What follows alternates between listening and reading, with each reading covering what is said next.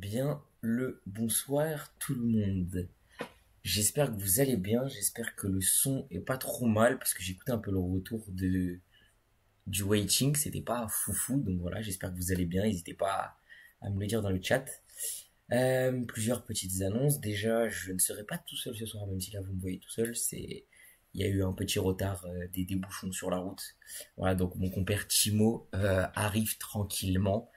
Il sera là pour discuter avec nous des sujets prévus ce soir. Voilà, vous inquiétez pas. Je vais vous faire un petit peu rapidement le programme et puis ensuite quand Timo arrivera, je lui dirai, je lui passerai la main pour qu'il commence. Voilà, ça va très bien et toi?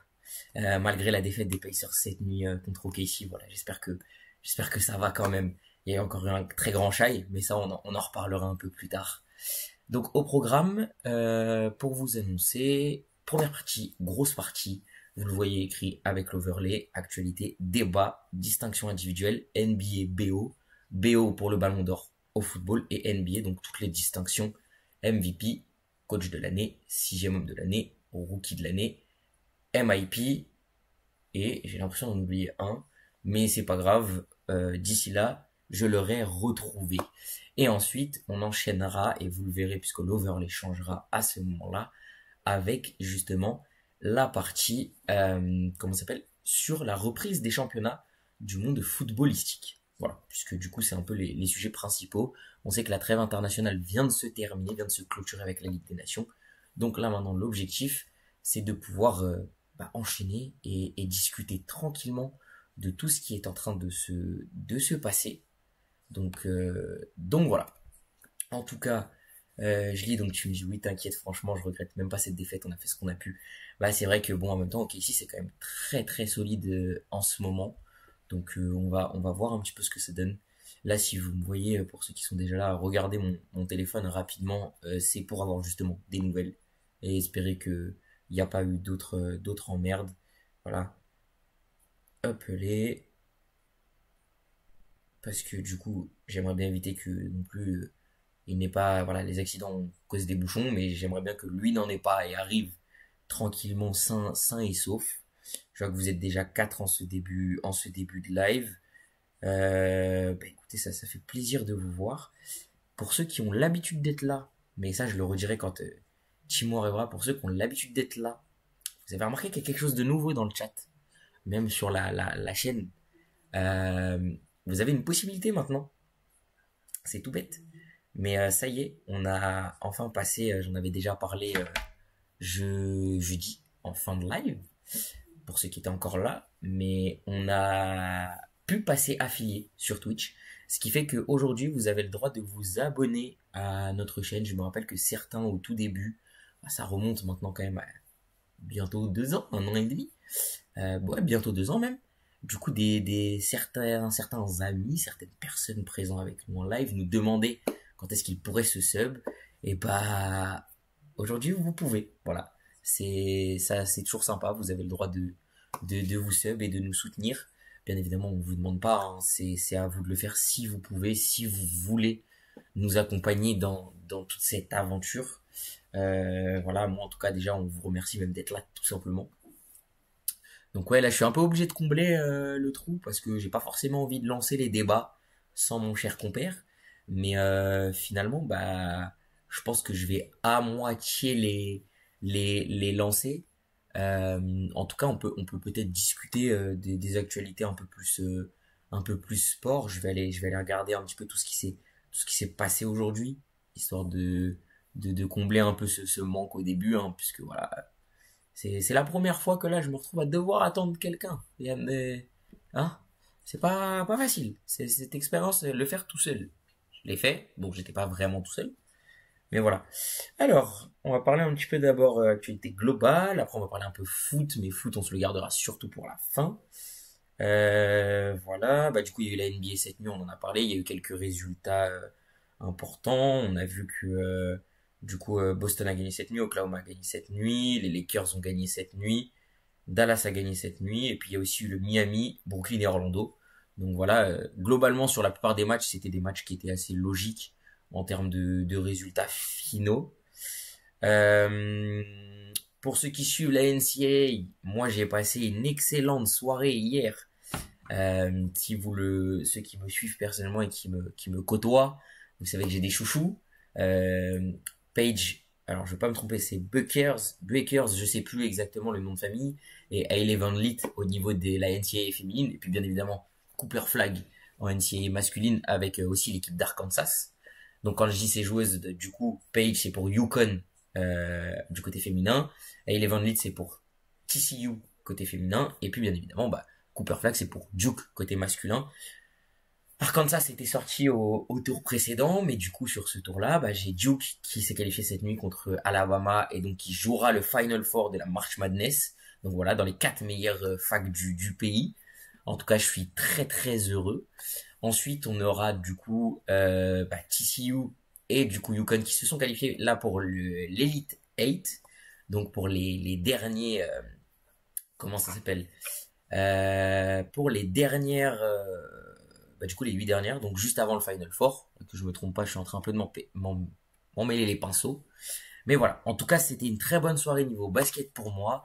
Bon, j'allais dire Boston a gagné et les Spurs ont perdu, mais en même temps c'était un seul match, donc il n'y aurait eu qu'un vainqueur. Mais voilà, c'était très très sympathique. Ça m'a fait extrêmement plaisir. Donc forcément, voilà. En attendant, je vous annonce tranquillement que mon cher compère est en train de finaliser ses petits réglages. Voilà, il va être disponible dans quelques instants. Voilà, je le laisse se régler tranquillement, prendre son temps. Moi, je le vois dans mon retour. Il a coupé ses cheveux, il est tout beau, tout frais, tout préparé. Voilà. Ah, mince. J'allais dire qu'on allait pouvoir démarrer tranquillement. Je vois qu'il a bugué. J'espère qu'il a pas trop de soucis de connexion. Voilà, je vais le laisser prendre son temps. Ça fait bizarre là de vous parler. Puis en plus, bah, du coup, je sais c'est normal, hein, c'est le début. Vous n'êtes pas forcément tous présents, tous nombreux. Donc voilà, là, je l'entends, ça bouge un petit peu, c'est encore un peu flou. Voilà, ça y est, ça commence à se régler tranquillement. Je commence à le voir. Vous ne l'entendez pas pour l'instant. Alors, il faut juste que je fasse des derniers réglages, histoire de bien le positionner et qu'il soit tout beau, tout frais pour vous et que vous le voyez bien. Voilà. En plus, il a un très très beau maillot. Je tiens à vous préciser. Voilà, j'active son micro et on passe en mode double écran. Mon cher Timo, comment vas-tu? Salut à toi, Matt. Bah écoute, ça va très bien. Un peu de galère avec les transports, mais on est là, on est présent. Un petit peu en retard, je m'en excuse. Mais voilà, prêt pour parler de petites thématiques sympathiques avec toi, notamment les distinctions individuelles en NBA et en foot. Et puis bah voilà quoi, un bon petit week-end. Et toi, comment ça va?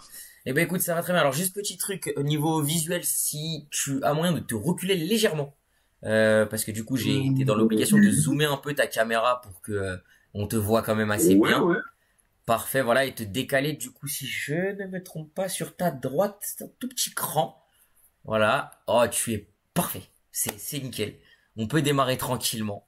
Oui, donc comme tu l'as dit, c'est ce que je leur expliquais en t'attendant. J'avais commencé à lancer un peu le sommaire. Je leur ai expliqué les distractions individuelles, puis qu'ensuite on enchaînerait sur la deuxième partie avec du coup bah, toute la partie reprise des différents championnats au foot.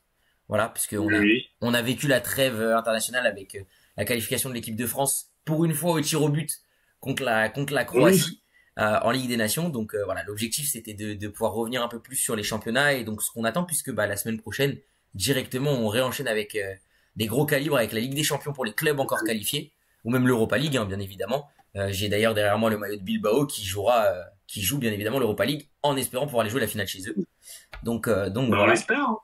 Oui, bah oui, bien sûr. Bah, en tout cas, pour moi, je l'espère encore plus, bien évidemment.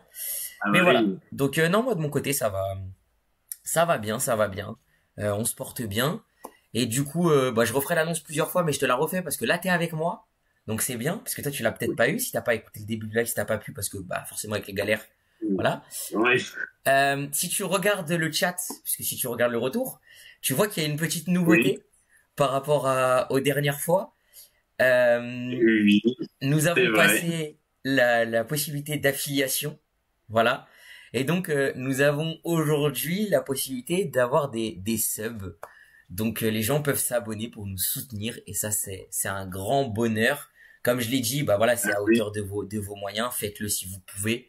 En tout cas, déjà, rien que votre présence nous aide énormément. oui.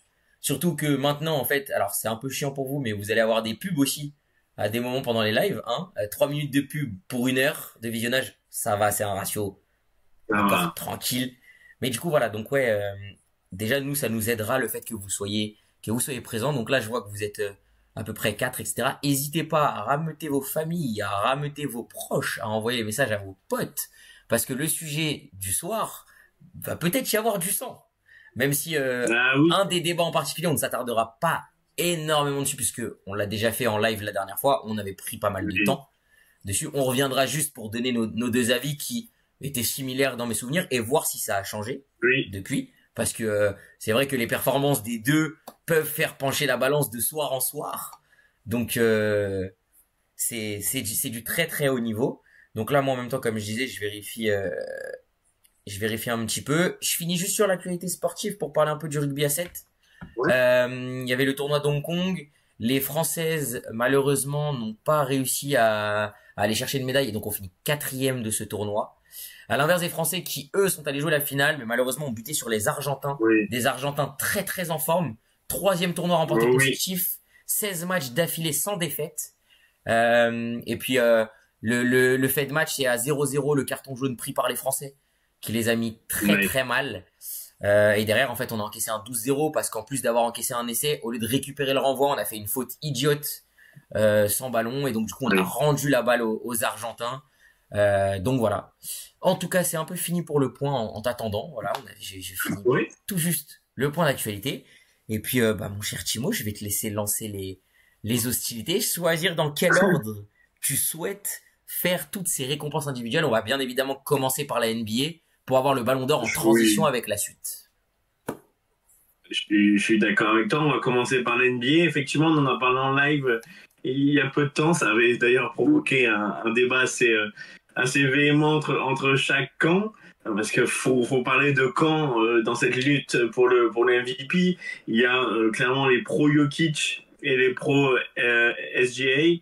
Alors moi, personnellement, pour plein de raisons que j'avais expliquées dans le live, je vais les énoncer un petit peu. Je suis plutôt team SGA pour la Bien sûr. régularité, pour le côté two-way player, le bilan d'OKC, voilà, la constance, régularité. Pour ces principaux éléments-là, je trouvais que, et je trouve qu'OKC et son joueur phare, donc son franchise SGA, mérite le trophée de MVP sans pour autant dénigrer les performances de Niko Jokic qui sont phénoménales. On a encore vu des perfs fantastiques, des highlights. Il met des Eurosteps du milieu de terrain. C'est n'importe quoi, mais voilà un petit peu mon opinion à ce propos. Je pense que ça va être très serré, mais je pense que ça va être SGA. Les cotes, j'ai vu au niveau des médias américains, annoncent. Donc voilà. Et Non, toi? j'entends. Bah, je suis plutôt du même avis, même si c'est vrai que les performances de Jokic auraient pu faire, en tout cas les dernières, auraient pu faire pencher la balance du côté de Jokic, c'est ce que je comprendrais pour certains SGA. T'as parlé de deux camps, moi je parlerais du troisième camp peut-être dans lequel nous faisons un peu plus partie tous les deux. C'est-à-dire du camp même en dehors de Boston, du camp des fans de basket plus généralement. C'est-à-dire de ceux qui n'ont pas d'attache particulière avec les joueurs. Bien évidemment que il y aurait eu Jason dans la course, on le sait très bien qu'on aurait été pro Jason. Mais là, on n'est pas Oui, concerné clairement. directement par les deux joueurs, donc nous on fait un peu partie de la case centrale. Pour moi, il y a toujours trois C'est cases. vrai. Il y a la fameuse case centrale dans laquelle on est, c'est-à-dire on profite de ce duel, comme on le disait, parce que bah nous en tant que fans de Jason ou je pense même aux fans de Giannis, on sait on a des joueurs qui sont sur des saisons excellentes, mais devant on a deux joueurs qui font des saisons normalement d'MVP unanime. C'est-à-dire que Oui. comme on l'a dit, c'est des saisons au niveau, on va parler français, on va être franc. C'est des saisons au niveau de Curry 2016. Non, c'est Oui. 2016 ou 2015 le MVP unanime d'ailleurs. 2016, il me semble. Dans mes souvenirs, c'est Si je dis pas de 2016. bêtises. Puisqu'il est MVP unanime, mais il ne remporte pas le titre cette saison-là. C'est ça qui est assez drôle dans mes Oui. souvenirs. En 2016. Donc voilà.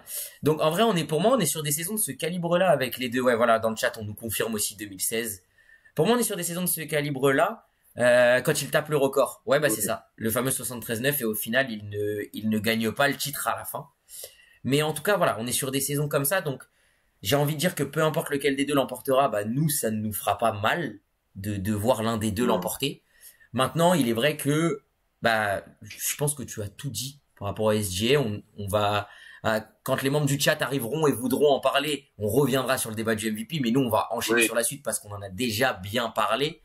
Moi, je vais pencher aussi la balance du côté d'SGA.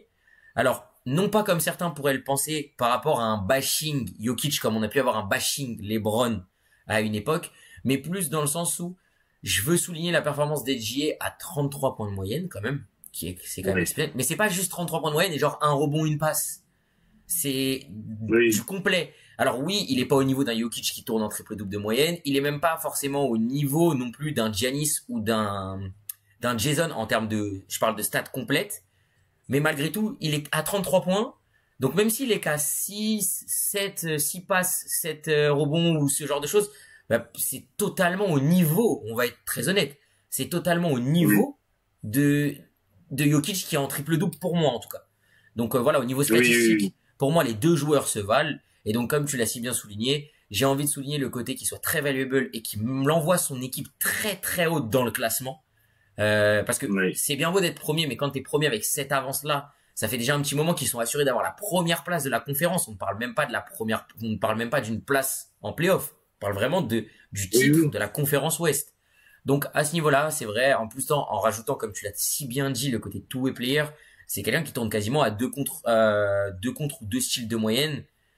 Oui. J'entends très bien C'est, l'argument. C'est vrai que là, on me souligne aussi un argument, et c'est l'un des arguments qui peut faire pencher mon cœur à certains moments du côté de Jokic. C'est l'argument de Jokic qui fait tout ça à 60% au tir. J'ai envie de rajouter ça aussi. Bon, même oui, si là, il prend énormément de 3 points cette année, j'ai aussi envie de rajouter que c'est plus facile pour un pivot. Je néglige pas, en tout cas, sa qualité au tir. J'ai juste que c'est peut-être plus facile pour un pivot de tourner à 60% que pour un extérieur. Après, je n'enlève rien, oui, on a quand même deux joueurs, parce que on a quand même, je crois, Shai est quasiment à 50%, ou même à plus de 50%, je sais plus. Faudrait vérifier. Je vais vérifier ça tout de suite. Mais en tout cas, oui. on va être très honnête, on est sur deux joueurs avec une efficacité folle pour les stats qu'ils ont. Moi, je trouve ça Ah fou. oui, Mais en tout cas, voilà, comme tu l'as si bien dit, on va prendre l'argument du two-way player, on va prendre l'argument des 33 points de moyenne, et on va prendre l'argument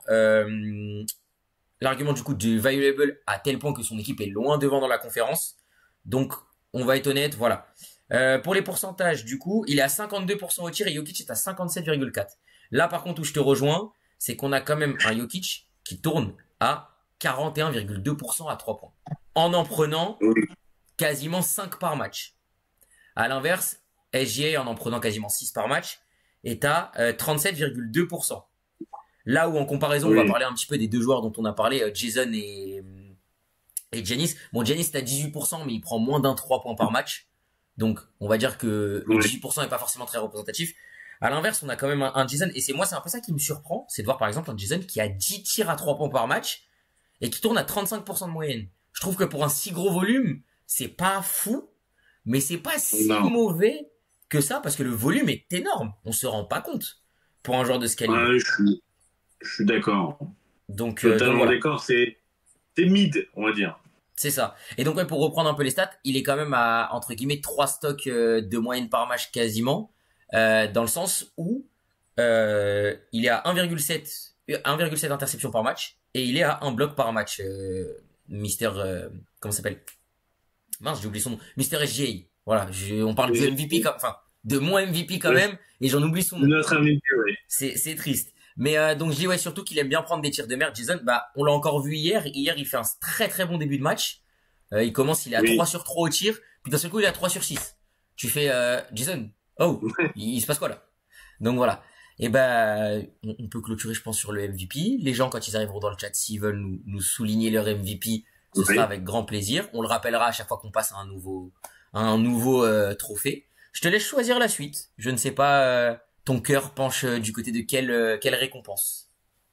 Hum, Tu veux qu'on continue dans le basket? Si tu veux, on peut parler du Six Man, du Coach of the Year, hein. Ou tu veux Oui, bah, ah qu'on... bah. Si tu veux. Oh, alors, déjà dans le chat, je vois pour moi c'est SGM et Jokic ça s'entend. Bah, c'est un peu ce qu'on souligne. Tu vas être très Oui. content parce que il y a quelqu'un qui vient de nous follow, quelqu'un qu'on J'ai apprécie vu. grandement. Mister Tom Hanks. Voilà, on Aïe, le aïe, aïe, aïe, aïe. remercie. Il a enfin pu venir sur notre live. C'est fou, Le voilà, DG. il en rigole. Il nous dit bonjour. On espère qu'il va bien. Voilà, on espère, Thomas, on espère que tu vas bien. Bah, moi, j'avais comme idée qu'on en fasse 5, si j'en oublie pas une sixième, qu'on fasse, comme tu l'as dit, le mieux vaut tard que jamais. Le rookie, le coach, le sixième homme de l'année, et j'en ai oublié un, alors que je l'avais. MIP, Le MIP. la meilleure progression. Voilà, le MIP aussi. Pour te dire, ah oui, petit rappel, je vais te donner, parce que je ne sais pas si tu avais pu être là jeudi, comme Nico n'est pas en live, puisque c'est nous deux, il nous a donné lui ses trophées jeudi. Ah, Donc je vais les redonner, si je ne me trompe pas, il me dira. Il dit, je me suis baisé la cheville au match, mais ça va et vous la team en parlant, enfin Thomas nous dit ça. Bon, on espère que c'est pas trop grave et que ça sera pas trop long ta blessure. On salue aussi Tim qui oui, vient de nous vraiment. dire, qui vient de nous dire bonjour, voilà. Du coup, Nico, donc lui par contre souligne et plus du côté de Jokic pour le MVP, voilà. Ce qui s'entend, mais Ok. lui soulignait vraiment l'aspect vraiment purement statistique et valuable au sens où, en rappelant les graphiques, tu sais qu'on avait eu avec Oui. montrer la différence quand Jokic est sur le terrain et quand il ne l'est pas. Donc voilà, lui il soulignait vraiment plutôt ce côté offensif du jeu, enfin toute cette partie là, ce qui s'entend grandement hein, comme on l'a dit. Oui, je suis en bas. Au niveau de la, alors là où j'ai un trou, c'est sur la meilleure progression. En tout cas, lui il ne soulignait pas Cade Cunningham parce que pour lui, Ok. Cade en fait faisait juste quelque chose, une saison beaucoup plus complète, c'est-à-dire qu'il avait juste moins de blessures. Donc lui ne voulait pas Oui. entendre entre guillemets, lui il ne pourrait pas mettre Cade, mais je ne me rappelle plus. Je n'ai pas envie de dire de bêtises sur qui il a dit. Du côté du rookie de l'année, ah bah voilà, bah oui, il est dans le chat, pardon. Bah oui, Nico. Il avait dit Dyson Daniels. Oui, c'est vrai, maintenant je m'en rappelle. Puisqu'il soulignait pour le... Pas Ah mal, bah, hein. si, j'ai oublié. Et on parlera aussi du défenseur de l'année. Voilà, c'est ça le sixième Ah, trophée que j'avais oublié. Donc il avait dit Dyson Daniels, voilà. Pour le trophée du sixième homme de l'année, il avait fait un grand point, il avait fait un gros point sur Nesrid, mais bien évidemment il nous donne Peyton Pritchard. Hein, voilà. Il soulignait le grand apport de Nesrid, qui pour lui est le meilleur joueur en sortie de banc, mais n'est pas le joueur avec le plus d'impact. Donc du coup c'est pour ça ouais. il accepte et il est totalement d'accord avec la grande majorité. Puis en plus il est fan de Boston, donc ça lui fait plaisir de dire que Peyton est le sixième homme de l'année. Et évidemment. Pour le rookie, il a dit qu'il espère que ce sera un des deux Français, mais il souligne aussi que il y en a un qui a fait un très gros pas en avant, notamment à partir du All-Star Break, qui s'appelle Stephen Castle. Donc pour l'instant, il est plus du côté de Stephen Castle, même si les performances récentes de surtout Zachary Researcher peuvent faire pencher la balance en sa faveur, surtout que les Hawks ont de quoi jouer un peu plus haut au classement par rapport aux Wizards, par exemple, d'Alexandre Sarr, même si Sarr performe. Donc voilà Oui. pourquoi, en fait, voilà pourquoi on rappelait que Stephen Castle ne l'a pas non plus entièrement gagné à l'instant T, dû au classement des Hawks par rapport à celui des Spurs. Donc voilà. Oui. Pour le coach de l'année, bon, c'était pareil comme pour le sixième homme de l'année, il n'y avait pas trop de débat, ça sera pour lui Kenny Atkinson. Voilà. Euh, Oui. et pour le défenseur, alors je vais le laisser nous redire parce que il m'avait parlé de Draymond Green en disant qu'aujourd'hui c'était un peu lui qui était le favori, mais je crois que dans mes souvenirs il n'avait pas dit que pour lui ce serait Draymond Green, donc je vais le laisser nous le rappeler dans le chat et nous dire exactement qui il a dit, et puis nous bah on va enchaîner, je vais te laisser choisir sur quel trophée tu veux basculer après la discussion du trophée du MVP. Alors, bah écoute, moi je propose qu'on bascule et qu'on parle un petit peu du trophée qui pour moi est le plus évident. Ah, il avait dit Mobley, voilà, Oublie. D'accord, pour le oui. défenseur de l'année, c'est vrai, maintenant je m'en rappelle. Le trophée le plus évident et le gagnant qui me saute aux yeux, c'est le sixième homme de l'année, hein. Oui. Pour le coup, bah, franchement, je vois pas d'autre nom que celui de Peyton Pritchard. On peut faire des mentions honorables pardon, à Ty Jerome, notamment des Cavs ou d'autres, hein, mais je trouve que Peyton, cette saison, c'est l'explosion à son rôle. C'est un dynamiteur offensif en sortie de banc. C'est un chien sur le terrain. Défensivement, ok, ça peut être une cible, mais je trouve que pour sa taille et pour son profil, il se bat super bien. À 3 points, c'est quand même vachement fiable. C'est quand même très fort. Voilà, il apporte un petit peu tout ce dont a besoin une équipe comme les Seas. C'est voilà du scoring, de l'energizer. Oui.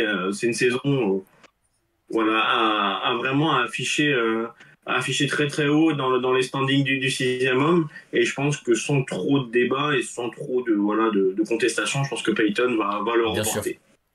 Ouais, pour te rejoindre, en fait, au niveau des mentions honorables, moi j'en ai plusieurs en tête. On a parlé de Ty Jerome. Moi là, il y a Westbrook dans les candidats.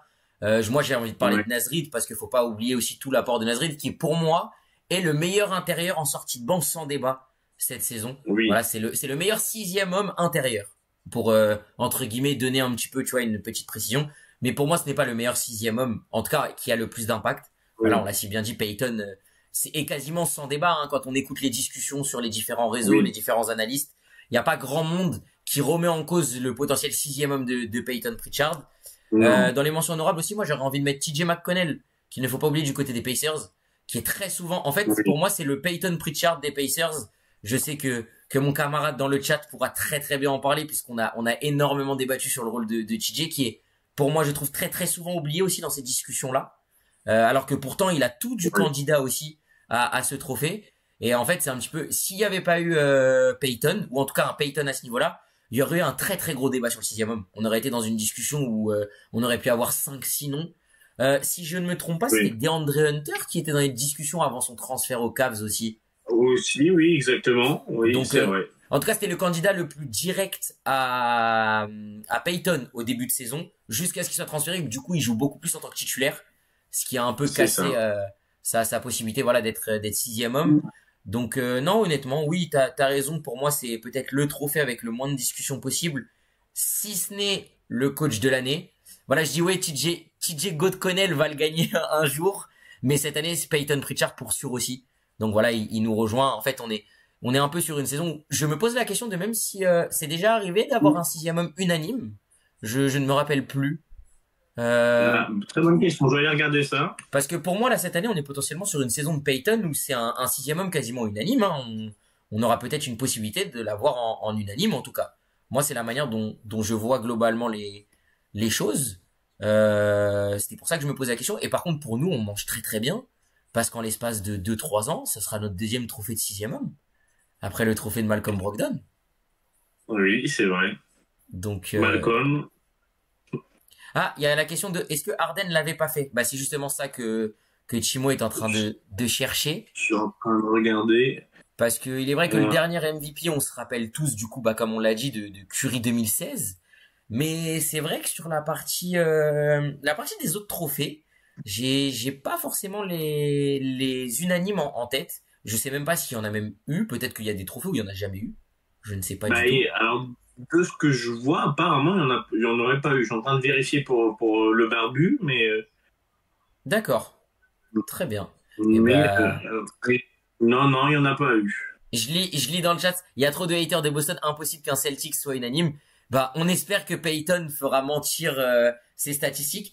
On sait qu'aussi Peyton est un joueur qui a l'air quand même, par rapport au fait qu'il soit de Boston, apprécié des autres franchises et apprécié de la Oui, NBA. À la différence où on le sait très bien que si on avait un Jason Tatum qui faisait une saison d'MVP unanime, il n'aurait jamais été élu unanime.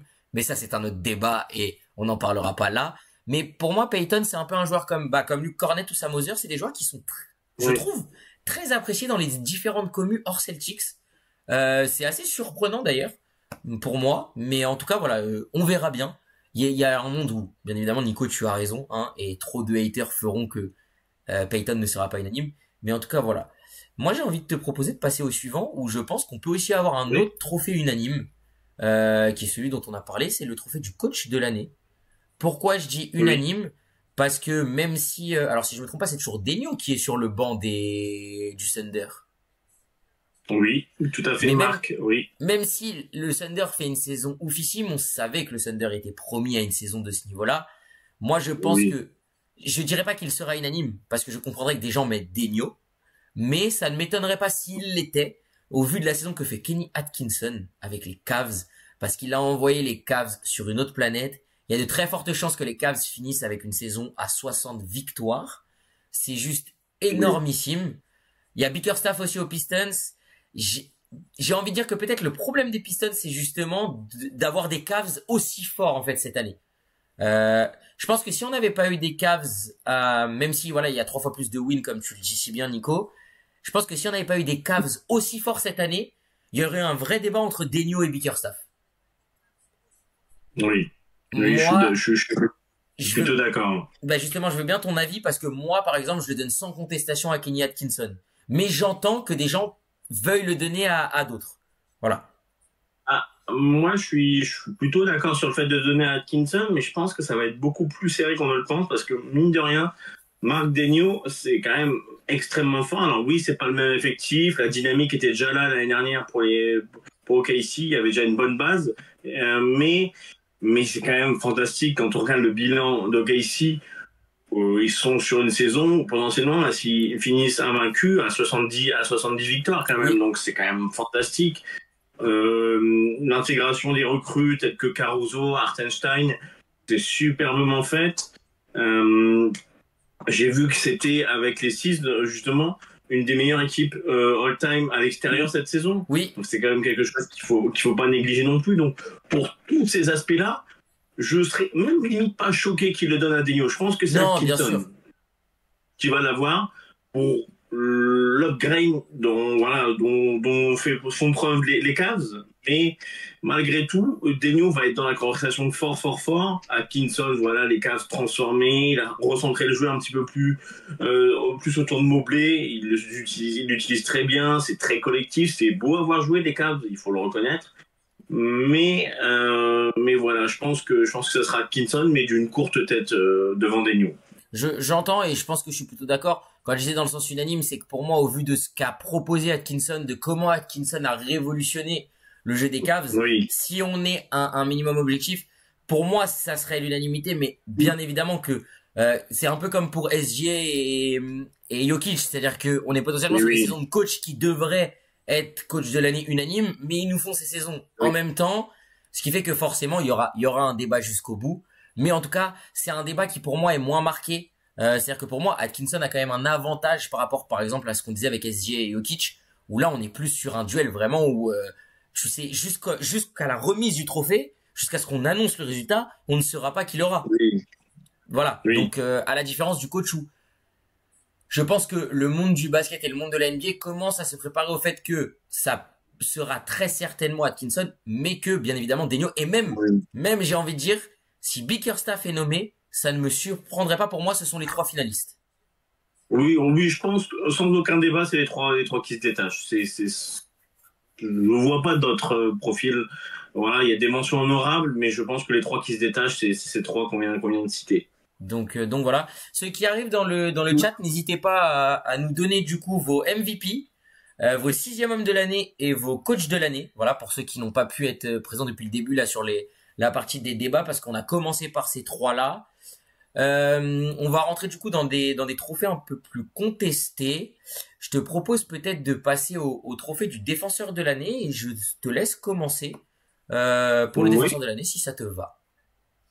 Alors, pour le défenseur de l'année, j'ai entendu tout à l'heure, on parlait de Draymond Green, qui apparemment serait parmi les favoris selon les cotes, hein, bien évidemment. Bien sûr.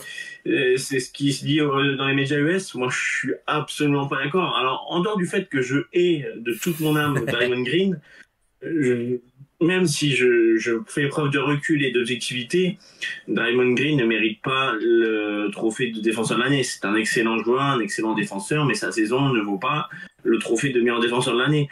Pour moi, sans débat, peut-être pas, mais je pense que celui qui se détache à l'heure actuelle, c'est Evan Mobley.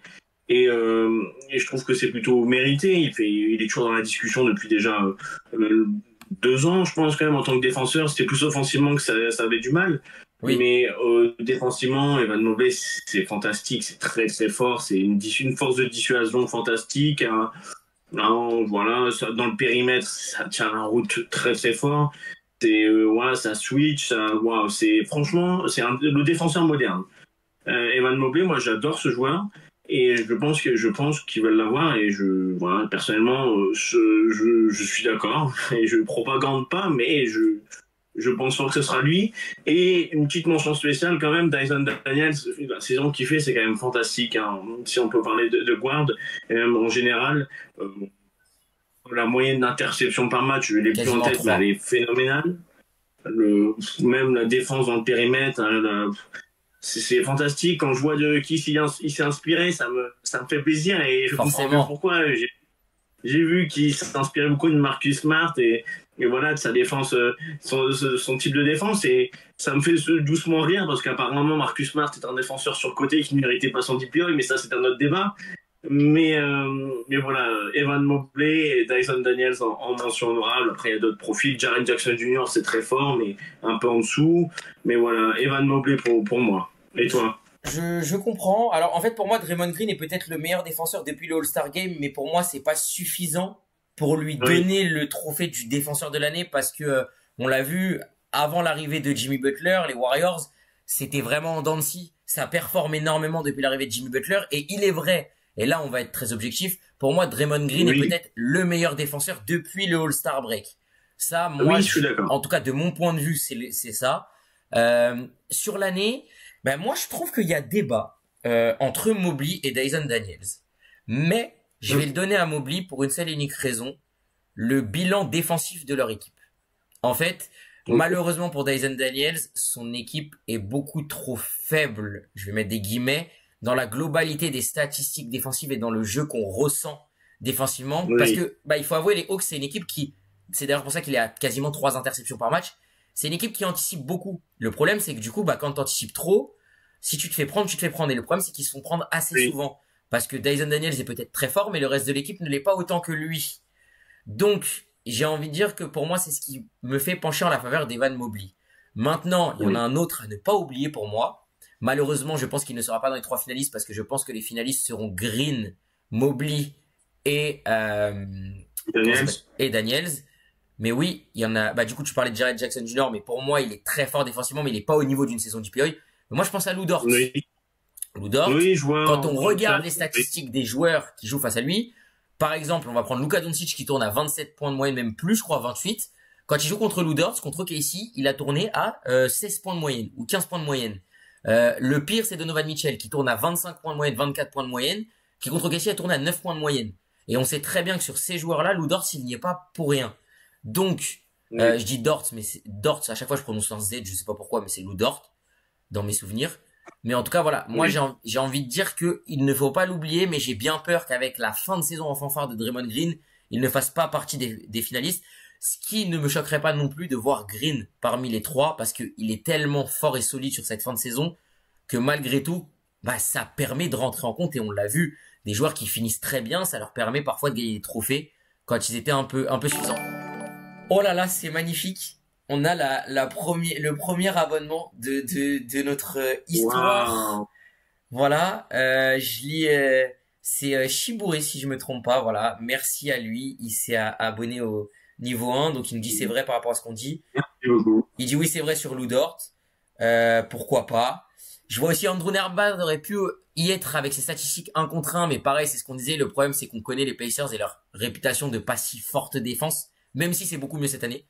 Et puis Nembhard, bah voilà, je pense qu'il n'y a pas assez. Je dirais peut-être que par rapport aux autres, ça manque peut-être un peu de matière, quand j'ai matière, de minutes, de volume, pour vraiment Oui, juger au même niveau que les autres. En tout cas, c'est mon point de vue, voilà, d'œil extérieur. Mais j'entends, c'est une mention honorable aussi, tu vois, à caler au même niveau pour moi que Jared Jackson Jr. Alors, c'est deux joueurs différents et deux oui. stats différents, hein. Mais pour moi, c'est des mentions honorables qui sont à ce niveau-là. Voilà, ça nous dit que ça aime beaucoup le concept. Voilà, donc merci. Merci, ça nous dit continuer Timo Merci et Matt. beaucoup. Voilà, ça fait très plaisir. Euh, on va essayer d'outrepasser les émotions parce que on va pas vous mentir, Oui. ça reste des émotions. Voilà, d'en être là. Donc ouais, ça met un petit coup là, en plein live comme ça, Oui. voilà. Mais bon, en tout cas, voilà, ça fait extrêmement plaisir. C'est peut-être le début d'une très belle histoire et d'une très grande histoire. Je vais spammer un peu l'emoji, désolé. Oui, c'est vrai. Alors, j'ai pas encore fait le point sur les différents emojis que vous avez le droit, sur les emoticons, les abonnés. Mais pour l'instant, vous avez peut-être les basiques qui sont prévus. On arrivera petit à petit à le faire. Ah tiens, bah pour revenir sur Andrew Nembhard, voilà, ça nous dit oui, je comprends et surtout que vu notre début de saison, c'est sûr que c'est négatif. Tu vois, c'est un peu comme pour Draymond Green, c'est pas suffisant pour rentrer dans la course et pour Draymond, pour moi, c'est pas suffisant pour être DPOY. Si t'as peut-être quelque chose à rajouter sur ce qu'on vient de dire. Oui, voilà, tout d'abord, oui, c'est un peu, comme dirait Zizou, c'est les émotions, vraiment. Mais, mais non, en termes de Non DPI, mais non mais une c'est fou. mention. C'est fou. Non mais Oh là là il là vient d'offrir là un là. abonnement, mais c'est surtout qu'en plus il offre un abonnement à quelqu'un que j'apprécie énormément aussi. En plus, il offre un abonnement à Kenzo. Tu sais, le supporter parisien qui avait été là à tous nos lives de Oui, débrief, surtout Ligue des Champions. oui. Donc, il a dit qu'il s'était trompé. Voilà. Mais en tout cas, bon C'est pas bah, grave. merci. Et je pense que t'as fait un heureux. Voilà, Kenzo en sera très heureux. Euh, voilà. Oh non mais Wow, en plus wow, il wow. m'offre à moi-même. Voilà, il m'offre à moi en tant que, tu m'offres un propre à moi. Voilà. Je lui envoie un petit message, tu vois, dans le chat. Voilà, ça te remercie puisque c'est moi-même à qui tu l'as offert. C'est fou. Voilà. Mais en tout cas, c'est magnifique. Ça nous fait. Non mais je sais même pas quoi dire. C'est Wow. bref. On va essayer d'enchaîner. Hein. Oui, oui. Une Je petite te relaisse mention la main. honorable. Voilà. Pardon, je te relaisse la main. Non, Vas-y. t'inquiète. C'est fou, c'est incroyable, merci beaucoup. Et une petite mention honorable, c'est notre divin show quand même. Malgré tout, j'ai envie de le mentionner parce que Bien sûr. bon, même si le collectif défensivement, il y a eu des hauts et des bas pour notre saison, je trouve que D. White c'est tellement un défenseur intelligent. Sans parler de, il est aussi pour les 6 c'est tellement, il est agréable à avoir joué défensivement. Honnêtement, je trouve que c'est fantastique. Et je voulais me faire une petite mention parce que je trouve qu'il le mérite.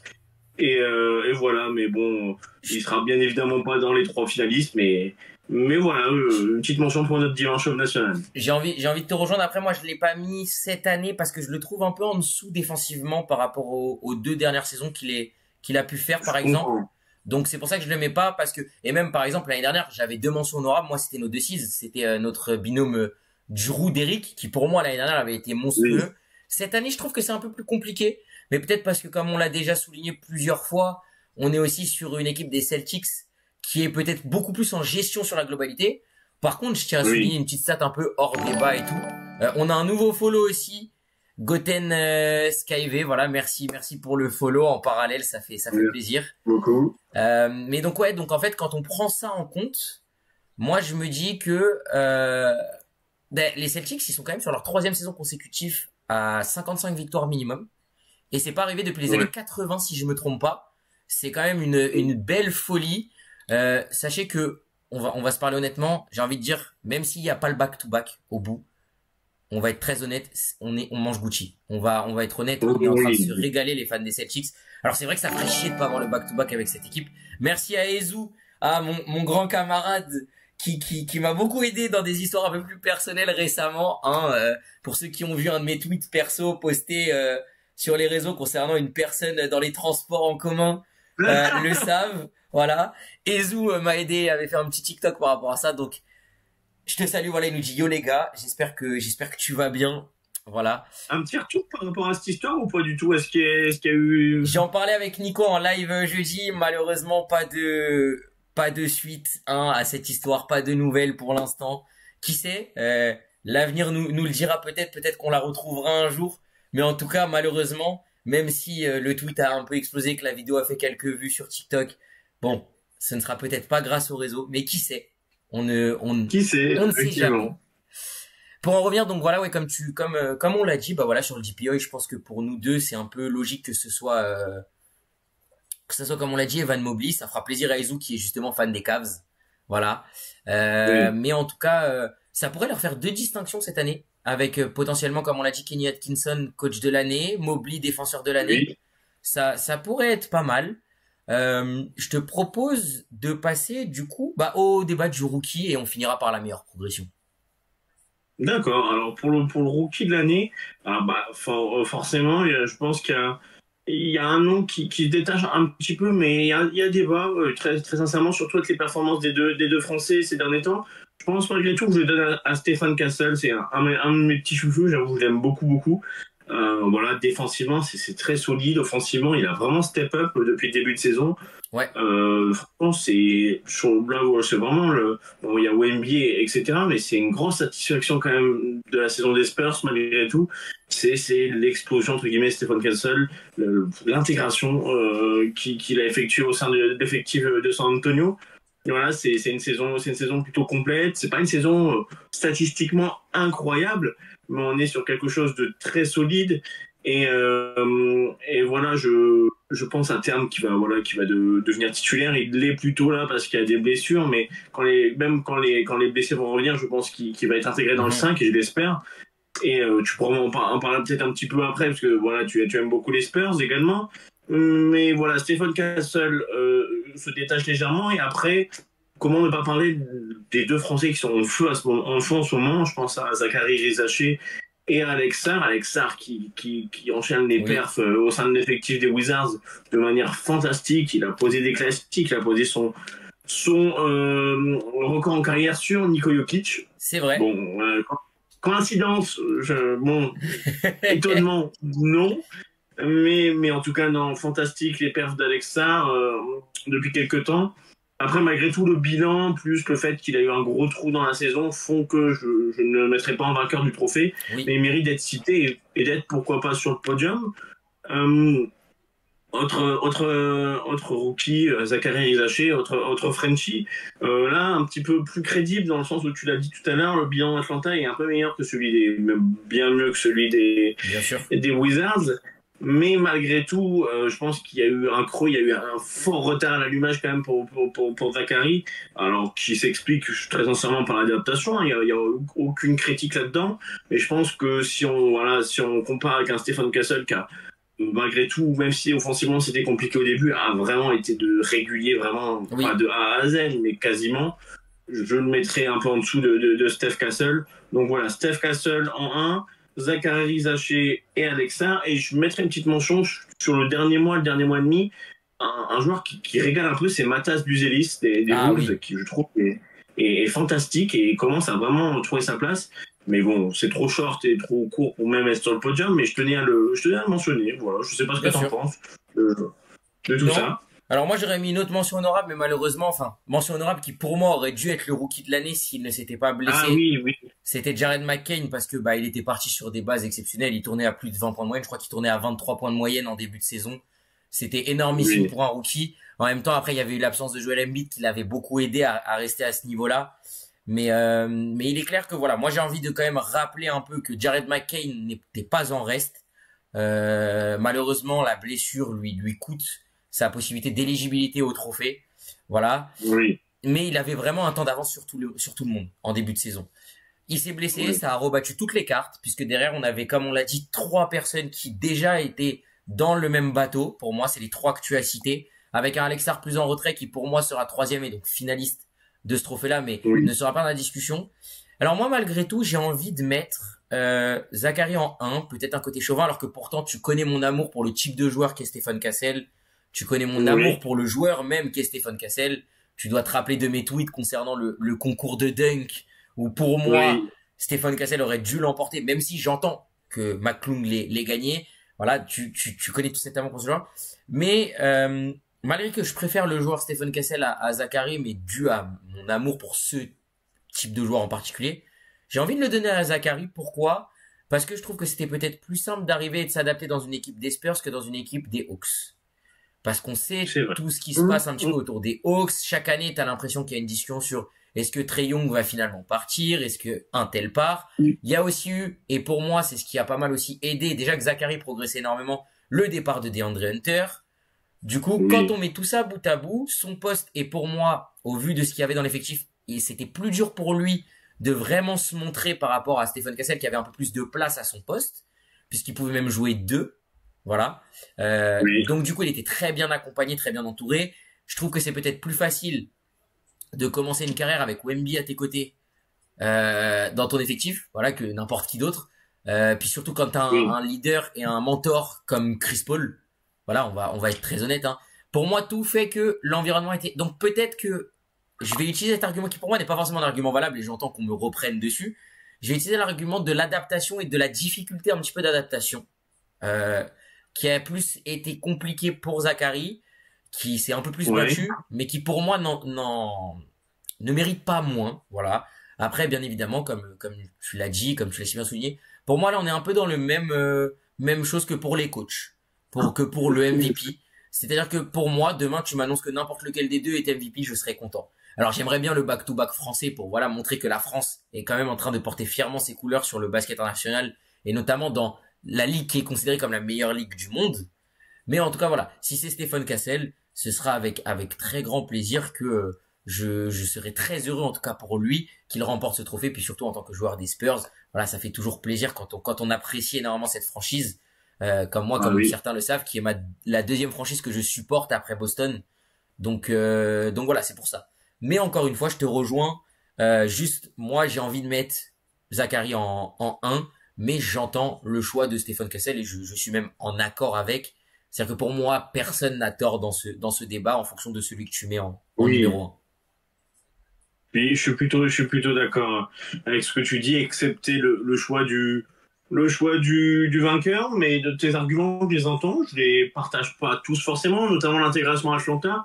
Quand t'as un joueur comme Trae Young avec toi, je trouve que c'est quand même pas trop dégueulasse de Bien s'intégrer. sûr, Euh, je pense qu'un joueur comme Trae Young est quelqu'un qui, alors j'ai beau avoir eu du mal au début, je commence à retourner ma veste, mais c'est quelqu'un qui quand même est ouvert au sang frais, aux oui, jeunes, et qui aiment transmettre et qui voilà, aiment intégrer, parce que le pauvre, il a envie de retrouver un petit peu l'équipe des Hawks au sommet, et je trouve que voilà, il ne fait pas parler trop son ego, il est voilà, beaucoup dans l'accompagnement, notamment avec Zachary cette saison. Et je trouve que, bah oui, ok, Atlanta, c'est des fois un peu casse-gueule, on peut donner l'expression, mais je trouve que la situation est similaire. Chaque intégration a ses avantages. San bien Antonio, on sûr. sait que c'est une équipe en reconstruction. T'as Wemby, t'as un Chris Paul qui arrive. Tu sais que bon, bah, pour t'exprimer, pour te développer, ça va être peut-être plus facile de faire des highlights, de faire du scoring. Mais en même temps, quand tu es entouré de joueurs comme Trae Young, un coach comme Quinn Snyder, qui est quand même pas non plus un pitre, je trouve que c'est pas non plus dégueulasse. Donc voilà, je suis plutôt d'avis que l'argument de l'intégration peut s'entendre, mais pour moi, ne peut pas être utilisé pour faire la différence Bien sûr. entre les deux. Donc, encore une fois, ça, c'est que mon avis.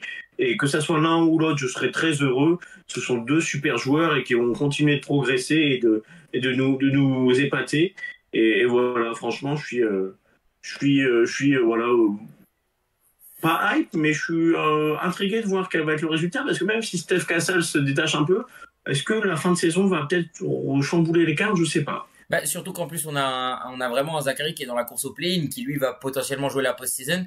C'est un argument que j'ai pas utilisé, mais qui pourrait pencher dans la balance justement de Zachary avec le bilan de Oui. l'équipe. Parce qu'on sait que le bilan de l'équipe a l'air de quand même pas mal rentrer en compte dans les différents trophées. Donc moi, je l'utilise pas en argument parce que pour moi, pour le rookie de l'année, ça ne vaut pas vraiment autant que pour le MVP par exemple. Mais je peux Oui. entendre.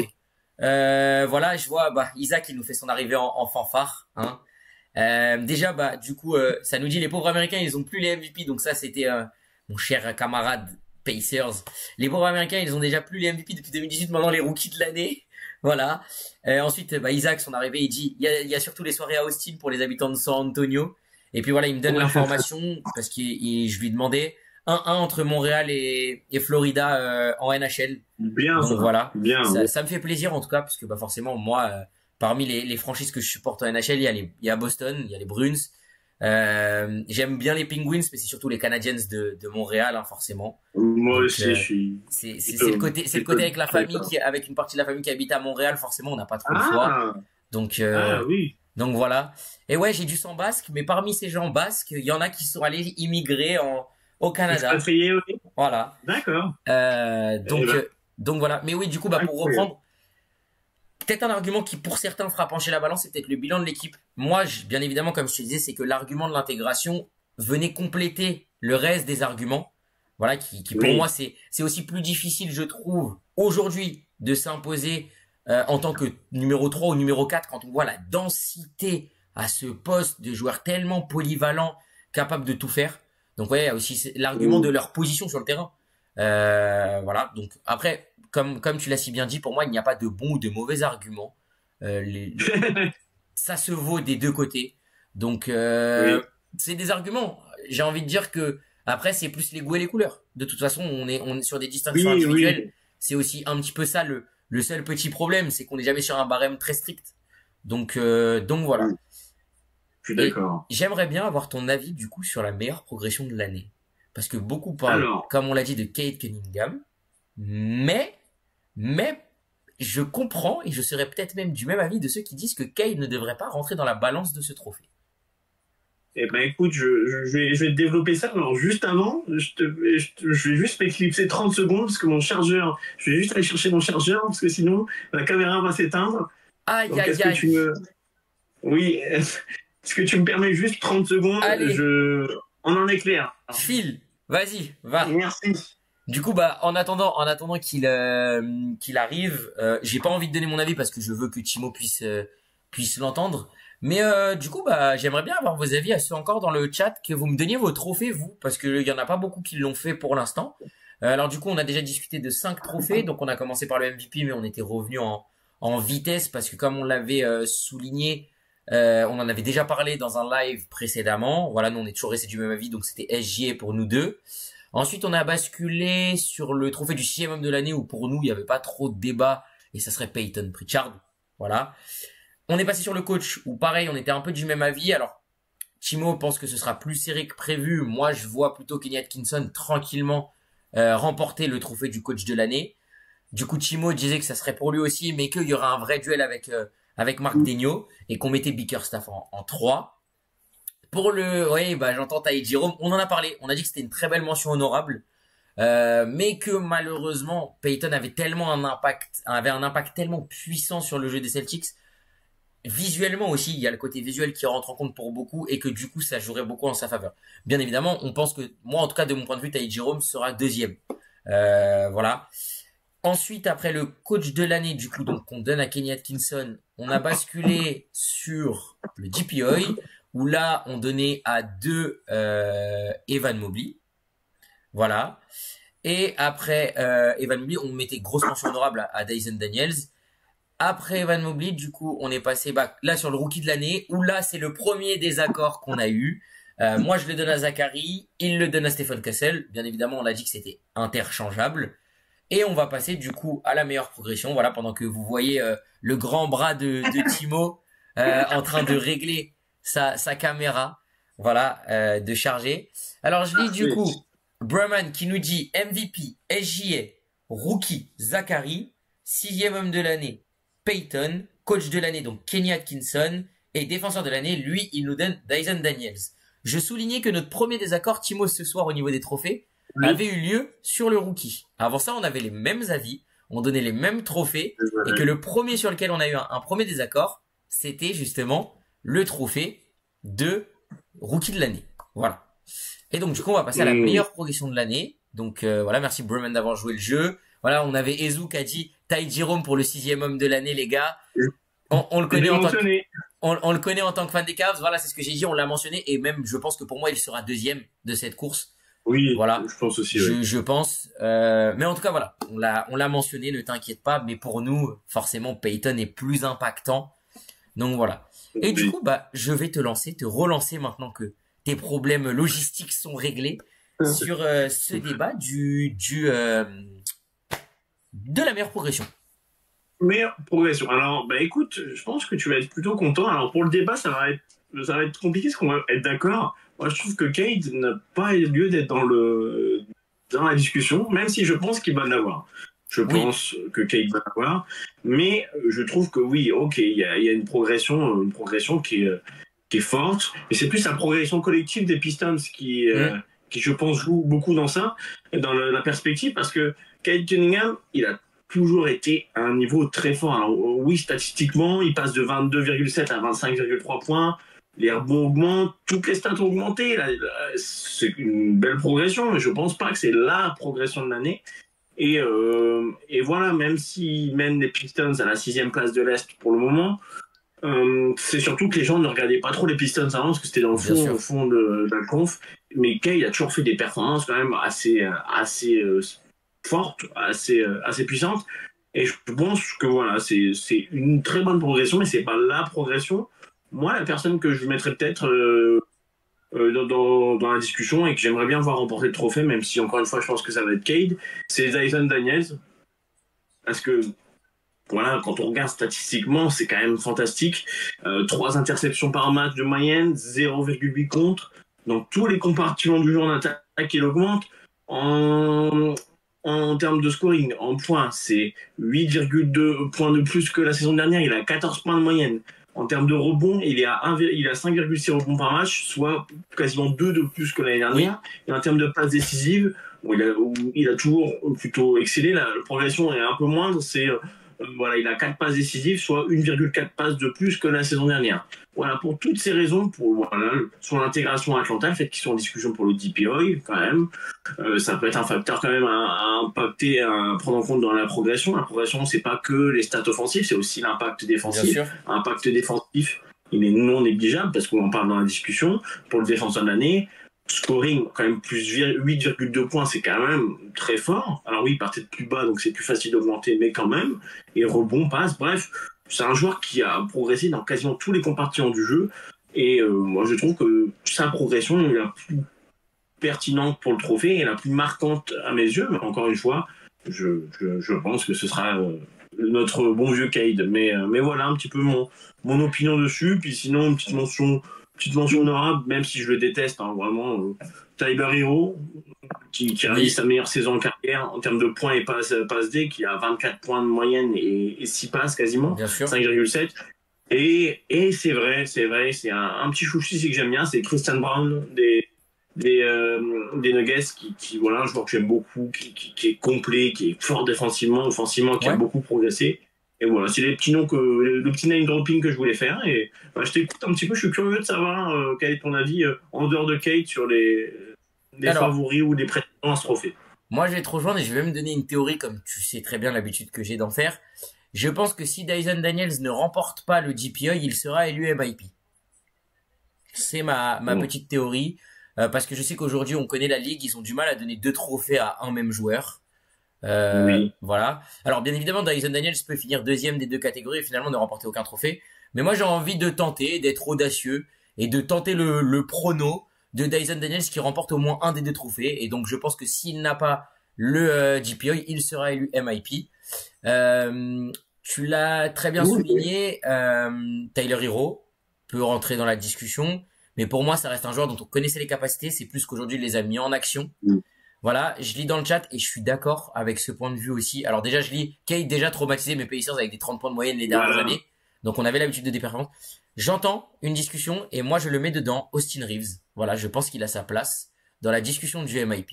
C'est mon point de vue personnel. Je ne lui donne pas le trophée peut-être, mais pour moi il peut avoir sa place dans le top 3. Et puis il y en a un, il est tellement assuré d'avoir un autre trophée qu'il ne sera pas mis dedans. Mais je suis désolé, si aujourd'hui il prétend au trophée de sixième homme de l'année, c'est parce qu'il a l'une des plus belles progressions de la saison, et Oui, c'est notre cher Peyton Pritchard, parce que, on va être très honnête, la progression est oui, fulgurante. Mais, comme on le oui, sait, il est quasiment assuré d'avoir le sixième homme de l'année, ce qui fait que pour moi, il ne rentrera même pas dans la discussion du MIP. Voilà. oui. Donc, je vois Austin a été hyper régulier, plus de responsabilités autour des stars, très complet en attaque. C'est pour ça que pour moi, Austin est un vrai prétendant au MIP. Et je pense qu'on aura un podium. Voilà, très honnêtement. Alors, moi, je vais donner le mien. Mais pour moi, les trois seront présents de ceux que je vais donner. On aura un podium Dyson Daniels, Cade et Austin Reeves.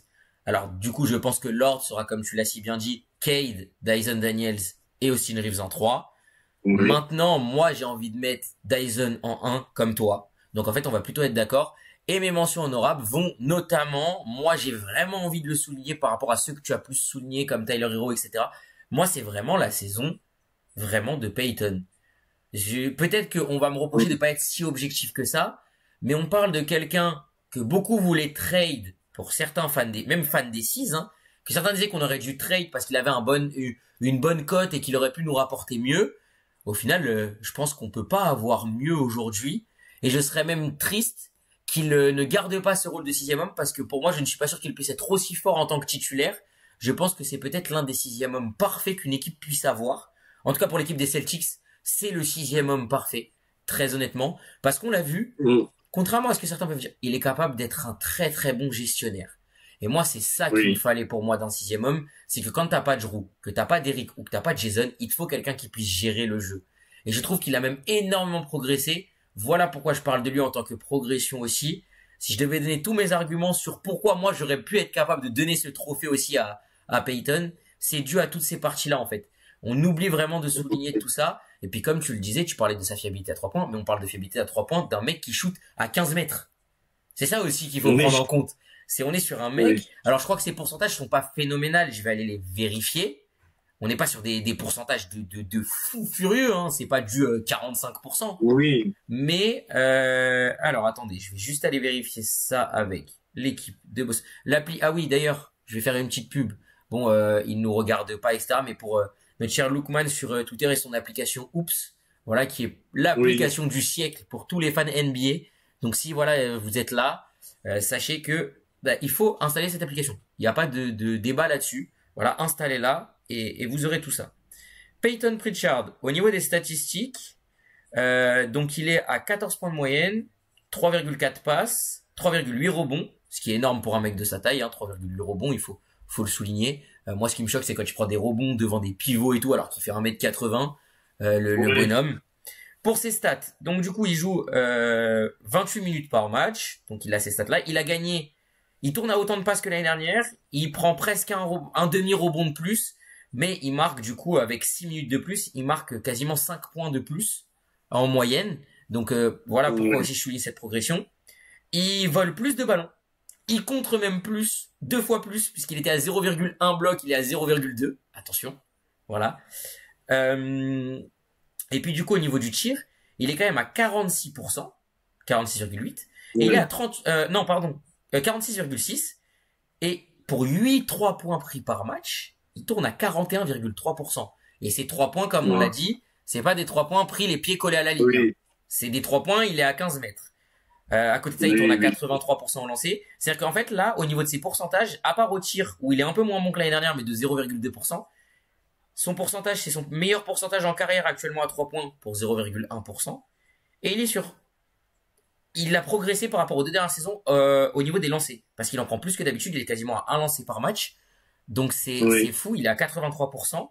Il a en plus déjà 4 double-double cette année. Donc voilà, moi j'ai envie de souligner, malgré tout, j'en fais la propagande là, mais en vrai, il ne l'aura pas et je comprends totalement. Il ne sera pas sur le podium et je comprends totalement. Mais tu vois mon amour aussi pour Peyton et j'avais besoin de m'étaler sur ce joueur-là et de donner tous les arguments qui, pour moi, seraient valables à lui donner ce trophée. T'as raison, exprime ton amour pour Peyton, je partage aussi ton amour et effectivement, il mérite d'être mentionné. Et voilà, effectivement, il ne l'aura pas, mais c'est vrai que sa progression est folle. Et je suis d'accord avec ce que tu as dit juste avant. J'espère qu'il va garder ce rôle de six-man parce que je pense que Titu, je suis pas certain que ce soit la bonne idée. Et je pense que voilà, c'est le rôle qu'il lui faut. Et j'espère qu'on va continuer longtemps avec lui. Et je tiens effectivement à souligner juste un truc. C'est quand on se souvient un petit peu des six de la saison où on va en finale face aux Warriors, avant le trade pour D. White, les seuls survivants, entre guillemets, c'est Tatum, Brown, Tonton Al et Peyton Pritchard. Alors on pensait qu'il allait peut-être être trade, qu'il avait demandé à être trade, etc. Et on se disait que un joueur comme Brogdon allait être gardé à son détriment, que d'autres joueurs avaient resté avant lui. Et au final, il fait partie des 4 derniers survivants de cette équipe-là. Il va remporter le Six Man of the Year. Il a une progression fulgurante. Il a un bras de ouf. Hein. Quand je dis un bras, c'est en termes de puissance et voilà, de distance, c'est fantastique.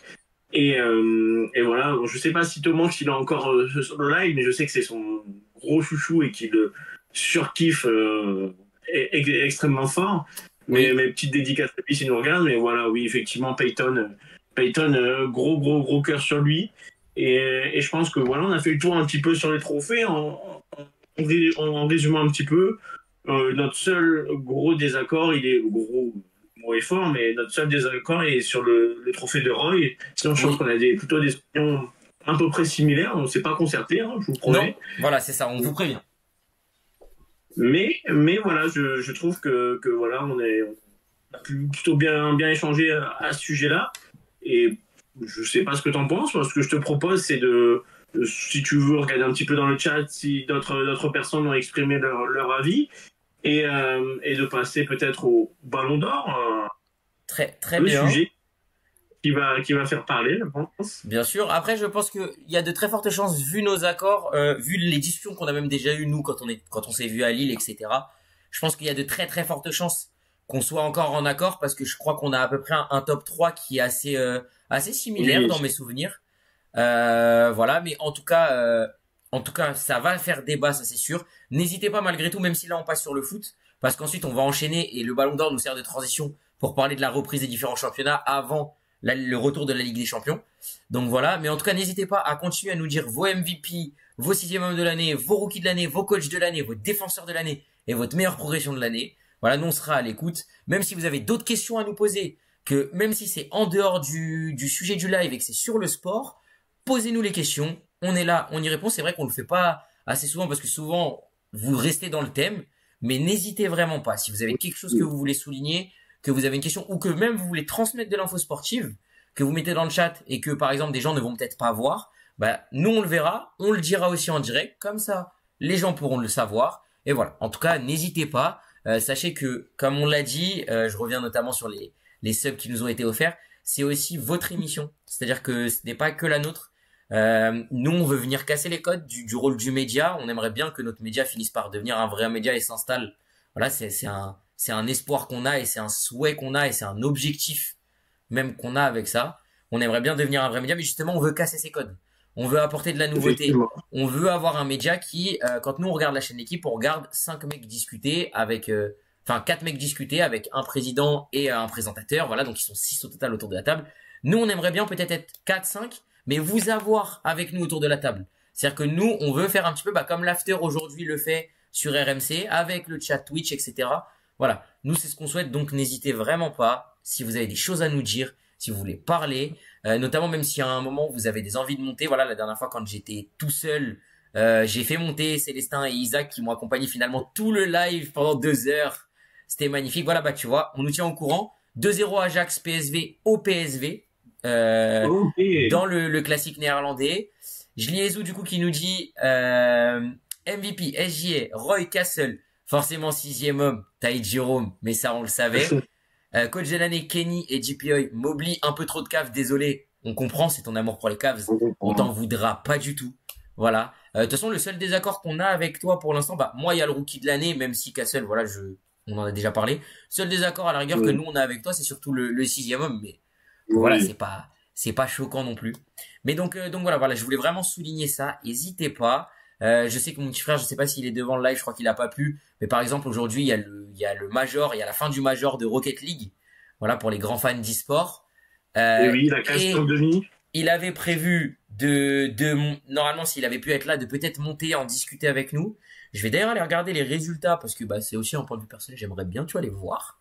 Mais voilà. En tout cas, n'hésitez pas. C'était un petit peu la petite bascule que je voulais faire avant le Ballon d'Or. Eh ben, écoute, je peux t'annoncer une bonne nouvelle si tu veux. Allez, vas-y. La Carmine, la cassée, donc Carmine Corp est en finale du Major de Birmingham. Ils ont battu Furia 4-0, Donc tout ça veut dire que simplement. Furia avait sorti Vita et ça m'emmerde. Ouais, je sais que t'aimes bien Vita. Moi, sur Rocket, je suis plus team cassé, même si j'ai pas non plus d'affiliation particulière. C'est plus un enjoyer, on va dire Bien ça comme sûr. ça. Mais en tout cas, la cassée en finale et qui affrontera The Ultimates, voilà, Oh, en finale pour le titre. je viens de voir. Ezou, tu n'étais pas là au début du live. Oui, 4-2 pour Furia. Non, il y avait eu 4-3 pour Furia contre Vitality. Vita qui déjà m'avait déçu hier contre Ultimates, mais Ultimates est en train de revenir. Le site de NA, là, a même battu 4-3 énergie. Ouais. On est sur une très grosse performance. On a un chronique qui n'avait jamais été à ce niveau depuis un très bon moment. En tout cas, voilà, je sais que c'est plaisant à voir. La Carmine battra peut-être le premier joueur à remporter 3 majors. On verra. En tout cas, c'est fou. Moi, mon amour va pour Zen, mais en fait, aujourd'hui, j'ai un trio dont je suis amoureux. C'est Zen, Vatira et Moxie en 1 contre 1. Voilà, parce qu'on va souligner Moxie, Et vainqueur du Major. Là, je souligne aussi ce que vient de me dire Ezou dans le chat, parce que j'en ai parlé. J'en ai parlé au tout début. Faut savoir qu'aujourd'hui, en NCAA, j'ai 4 équipes chouchous et j'ai 3 chouchous en termes de joueurs. J'en ai 2 côtés masculines, qui sont Arkansas, notamment avec toute l'histoire avec notre cher Walsh, bien évidemment. oui. Et Duke. Mais Duke, c'est une histoire de longue date, moi, avec cette franchise, avec cette Oui. fac. Puisqu'il y a eu Zion, mais avant ça, il y a eu Jason, et moi, je suis tombé amoureux de Jason quand il était à Duke. Aujourd'hui, il y a De Cooper la même. Flag, mon chouchou chez les garçons, Cooper Flag, voilà. Donc Duke s'est qualifié pour le Final Four, comme je l'avais dit, et ensuite, j'ai vu un nom. Moi, j'ai deux chouchous filles. Et les deux chouchous, c'est les deux facs. Déjà, les deux facs, c'est TCU et, bien évidemment, UConn. Mais pourquoi TCU et UConn? Parce que Hailey Van Lint et parce que Paige Bakers. C'est Ah oui. deux joueuses qui m'ont fait tomber amoureuse de leur jeu, tomber amoureux, pardon, de leur jeu. Tu vois, j'en perds même mon français à assez dire. Voilà, Hailey Van Lint, qui est la première joueuse à emmener trois facs différentes au Elite 8. Ça, c'était jamais arrivé. Paige, qui est la première joueuse et joueur mélangés en NCAA, a marqué 40 points avec au moins 5 3 points depuis Stephen Curry, qui avait été le Oui. seul.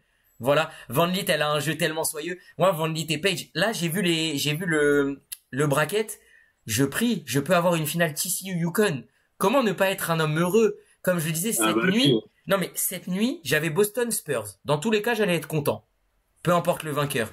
Et en parallèle, j'ai TCU, Yukon chez les filles et Duke chez les garçons qui remportent leur match. Comment ne pas être heureux? Comment ne pas Ah être bah, un homme heureux et comblé en ce moment? je suis d'accord avec toi. Hein. J'aime beaucoup tes deux petits chouchous. Je suis plutôt d'accord avec toi. Et, et effectivement, j'ai vu le racket aussi. Et si la finale se déroule comme dans tes rêves, dans tous les cas, tu auras une de tes équipes chouchoutes qui remportera le titre. Exactement. Et il faudrait qu'elle rejoigne. Bah justement, tu sais que c'est ce que je me dis. Moi là, je veux voir parce qu'elle est Van Ah Vliet oui, aussi. On l'a vu. Si je me trompe pas, elle a fait les JO avec l'équipe américaine de basket 3-3. À oui. revérifier. En tout cas, mais je sais qu'elle a joué avec l'équipe 3-3 américaine. Mais oui, on sait que Caitlin Clark justement est venue faire de l'ombre sur ces deux joueuses. Donc là et surtout sur Hailey Van Vliet. Moi, j'ai beaucoup aimé aussi la déclaration qu'elle a eue quand elle a parlé de la lumière qui est mise sur les joueuses universitaires. C'est une déclaration, on l'a senti avec des émotions de sa part, et Eleven Lead qui m'a Oui. énormément touché. C'est une humaine que j'apprécie énormément aussi quand j'écoute toutes ces déclats. Donc ouais, moi je rêve de voir les trois dans la même équipe. Vous êtes fous, les trois dans la même franchise. Mais Caitlin Clark, Paige Buckers et Hailey Van Lith. Mais j'achète les trois maillots. Mais y a pas de débat. J'achète les trois maillots. Van Lith, j'ai pas regardé. Il faut que je me refasse les mocks de draft côté filles. J'ai pas du tout regardé, je saurais pas te dire Ezu, mais elle est prévue assez haute dans mes souvenirs. Elle est quand même prévue assez haute. Mais ça serait fou. Voilà, moi je le dis cash, hein. Si les trois sont dans la même équipe, j'achète les trois maillots de la franchise. Faut le dire. Tant pis pour mes sous, tant pis pour mon portefeuille. Mais voilà, c'est un petit truc. Donc voilà, je pense qu'on a fait le tour au niveau du basket et que du coup, Oui. on va pouvoir lancer le ballon d'or. Est-ce que tu veux qu'on fasse top 3, top 5? Est-ce que tu veux qu'on fasse top 3 mentions honorables? Comment tu veux le faire? Bah écoute, moi, un top 3 mentions honorables me paraît pas mal, mais que je m'adapte. En vérité, c'est comme tu veux. Et bah comme on l'a fait jusqu'à maintenant pour les trophées en NBA, top 3 et mentions honorables, ça me va. Eh ben, écoute, je te laisse démarrer. Honneur à toi, si tu le souhaites, ou alors je peux commencer, c'est Alors, comme tu veux. je vais démarrer parce que du coup le maillot n'est pas derrière, j'ai fait exprès de pas le mettre aujourd'hui. Je vais démarrer par mon numéro 3, qui malheureusement avec ce qui s'est passé en Ligue des Champions a perdu sa place de leader qui pour moi au début était incontesté pour lui. Ça ne veut pas dire qu'il ne peut pas le remporter, mais ça veut dire qu'avec l'élimination contre le Paris Saint-Germain, c'est devenu très compliqué. Il faudrait une fin de saison en fanfare de Liverpool et un Ousmane Dembélé qui bah, pêche avec le PSG et même un Kylian Mbappé qui pêche parce que je pense que vous l'avez compris. Mon numéro 3 est Mohamed Salah. Voilà. En deuxième, alors les arguments, je pourrais les énoncer, mais on est sur le meilleur buteur et le meilleur passeur actuel de la Première Ligue. L'une des saisons les plus prolifiques pour un joueur en Première Ligue. Il est à quelques passes de battre le record de passes décisives sur une saison. C'est juste ouf. Alors qu'à la base, on se disait que De Bruyne, déjà qui avait galéré, etc., arrivé, je sais même plus si c'est lui qui a le record ou si c'est toujours Thierry Henry. Mais on est sur des stats un peu folles.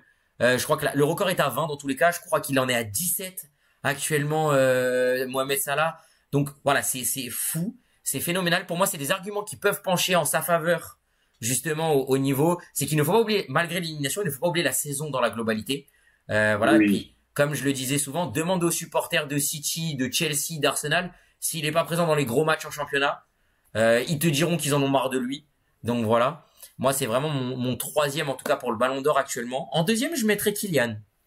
Parce que malgré un petit trou d'air que je considérerais d'1 à 2 mois, mais pas plus en fait avec du recul, je trouve que Kylian, Ok. il revient tellement fort en ce moment que j'ai envie de le mettre deuxième. Je peux comprendre qu'on mette par D'accord. exemple Mo devant Kylian, mais moi j'ai envie de mettre Kylian deuxième parce que j'ai envie de souligner aussi sa force de caractère, le retour qu'il fait. Il a notamment, ça y est, la plus grande hate de Twitter est terminée, Eh c'est oui, fini. Il y a un compte Twitter au chômage. Kylian Mbappé, alors oui c'est un exactement. coup franc indirect, mais il a marqué Mais sur coup c'est franc. affreux. Et quand on voit la frappe, désolé, hein, mais le ballon est arrêté. Pour moi, c'est l'équivalent même d'un coup franc direct, sa frappe. Donc à partir de là, pour moi, c'est coup franc. La hate est censée être finie. Est-ce que la hate sera vraiment finie? Je ne suis pas sûr. Mais en tout cas, c'est mon point de Non. vue. Mais voilà. Donc ouais, non, honnêtement, je mettrais Kylian en 2. Et puis pour moi, aujourd'hui, on a un numéro 1 incontestable actuellement. C'est Ousmane Dembélé parce qu'il est en route pour remporter tous les trophées encore. Il est phénoménal. Si on veut utiliser les arguments des équipes nationales, bah, on l'a vu au match retour, il a été monstrueux. Voilà. Moi, je l'ai trouvé vraiment. Alors, c'était pas le meilleur. Peut-être c'était pas le meilleur Non. français, mais en tout cas, il a été vraiment solide. Il a répondu présent dans un match où on l'attendait avec l'équipe de France pour une fois. Voilà, je tiens à vraiment le souligner.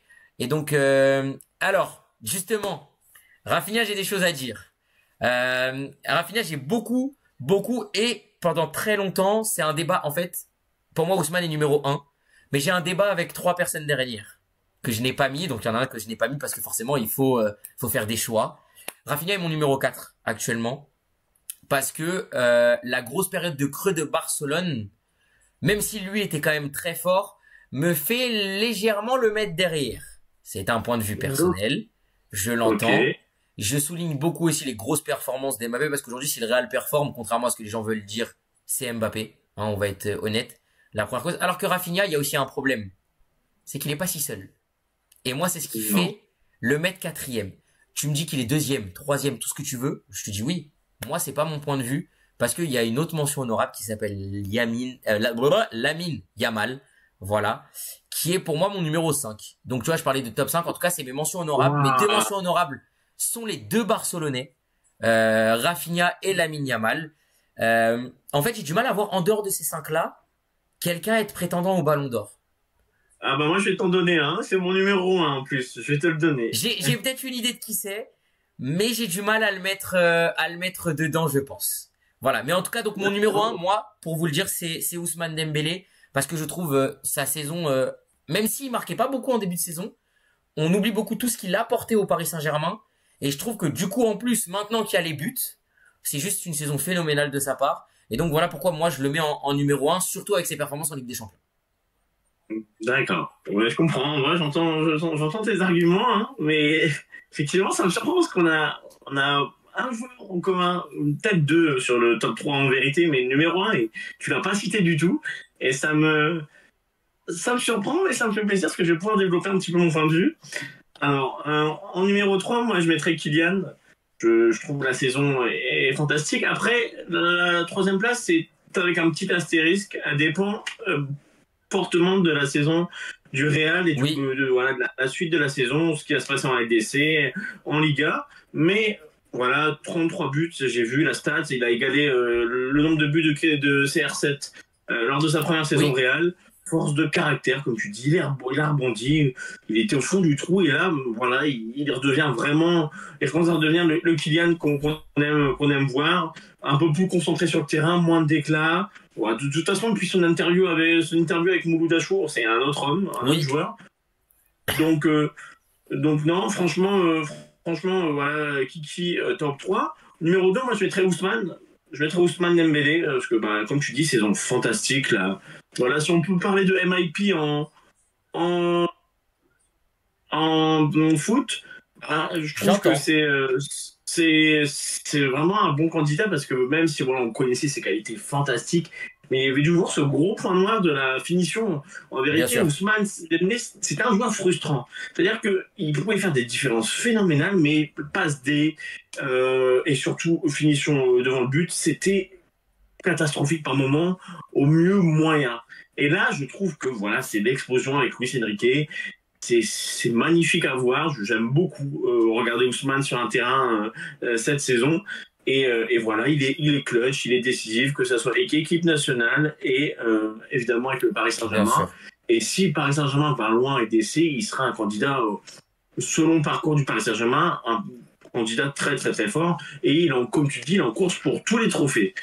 Donc ça, c'est pour mes 3 et 2. Moi, je vais maintenant donner mon numéro un. Pour moi, personnellement, je trouve qu'à l'heure actuelle de la saison, il y a quasiment pas vraiment de débat. Pour moi, c'est Pedri. Ah, je Pour moi, savais. c'est Je l'avais en tête. Je m'en doutais. Je m'en doutais. pour moi, c'est Pedri parce que, alors oui, statistiquement, c'est peut-être pas voilà, clinquant, mais alors ce qu'il fait avec le Barça, et même, on va parler aussi de l'équipe nationale, mais c'est clairement le maillon qui fait tourner, c'est la plaque tournante du Barça, même s'il y a des joueurs phénoménaux comme Yamal, Rafinha, De Jong, etc., Cubarsí en défense, mais Pedri, je suis amoureux de ce joueur, c'est-à-dire que c'est un joueur tellement élégant, tellement beau à voir jouer, mais qui fluidifie le jeu, qui crée des différences, qui casse les lignes, qui sait le mettre à jouer, c'est le maestro du Barça. Le Barça, offensivement, sont sur des bases exceptionnelles. Et oui, il y a eu un creux du Barça, je l'entends, mais en vérité, si on est honnête, le PSG en Ligue des Champions a eu un creux à un moment donné, Oui, ils sont qualifiés dans les 2 dernières journées. Donc, si on parle de creux pour le Barça, on peut parler aussi d'un petit creux pour le Paris bien sûr. Saint-Germain. Et je trouve que Pedri symbolise voilà, la beauté du jeu du Barça cette saison, l'efficacité offensive. Et oui, Rafinha, Yamal, surtout Yamal, je pense, se suffit à lui-même et à ses étincelles de génie, ses éclairs de génie. Mais je trouve qu'il les met encore plus en lumière. Et voilà, je trouve que voilà, c'est mon ballon d'or à l'heure actuelle. Bien évidemment, si le Barça se fait éliminer en quart et ils sont devancés à la course au titre en Liga et à la Coupe du Roi, bon, mon point de vue changera. Mais voilà, pour la beauté, pour tout ce qu'il apporte, voilà l'importance qu'il a aujourd'hui dans le jeu du Barça et de l'Espagne, hein, parce que même si l'Espagne a gagné l'Euro avec lui sur le banc sur la deuxième partie de saison, deuxième partie de compétition, parce qu'il était blessé, je Oui. trouve que Pedri, voilà, c'est le football. C'est le football et pour l'instant, il a l'impact et le bilan collectif du Barça va pour lui pour le moment. Donc c'est mon numéro un. Très bien.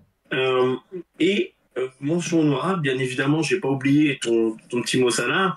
Je le mets quatrième, je le mets au pied du Bien podium sûr. parce qu'effectivement, en Première Ligue, c'est fantastique ce qu'il fait. Statistiquement, c'est incroyable. Dans les gros matchs, il est là, contrairement à ce que certains veulent nous faire croire. Mais je pense que la double confrontation du Oui, Paris face au Paris Saint-Germain va avoir un impact, je c'est sûr. pense, non négligeable au niveau des votes. Et je pense que voilà, se faire éliminer en huitième et être sur le podium, ça peut arriver si sa saison en PL est vraiment fantastique, et elle l'est, mais je pense que ça ne suffira pas parce qu'il y a trop de joueurs qui peuvent être devant, qui sont encore en lice en LDC. C'est pourquoi je le mets quatrième. Euh, mais voilà, quatrième, je pense que ça serait quand même un peu dégueulasse de le mettre plus bas. Et top 5, je mettrais, voilà, selon les affinités, Yamal, Rafinha, ça va dans le Oui. top 5 également.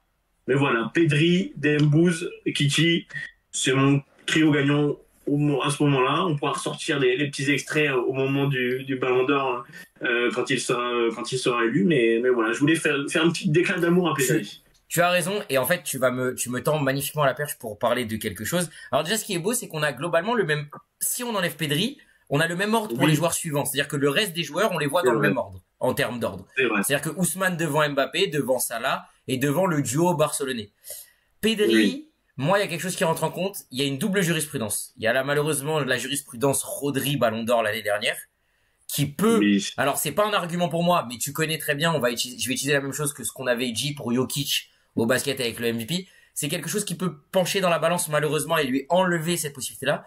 Et parce que moi, il y en a c'est un vrai. autre, que, en dehors de Pedri et si tu veux, Pedri était une mention honorable que je n'avais pas prononcée parce que je m'étais arrêté à 5 joueurs.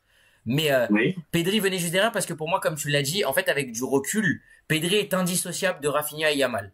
Pour moi, les trois vont oui, ensemble. Et le problème, c'est que ça va beaucoup dépendre de est-ce que Barcelone va finalement remporter des trophées. C'est un peu ça aussi le oui, problème. Voilà pourquoi à l'instant T, je ne l'aimais pas par exemple au niveau d'Ousmane, qui lui est assuré de remporter le championnat. La coupe, ça devrait être une formalité. Et la Ligue des Champions, le tirage étant légèrement plus abordable, on va dire que on peut prévoir plus facilement un Ousmane continuer jusqu'au bout que Pedri avec Barcelone. oui, Je mets bien des guillemets.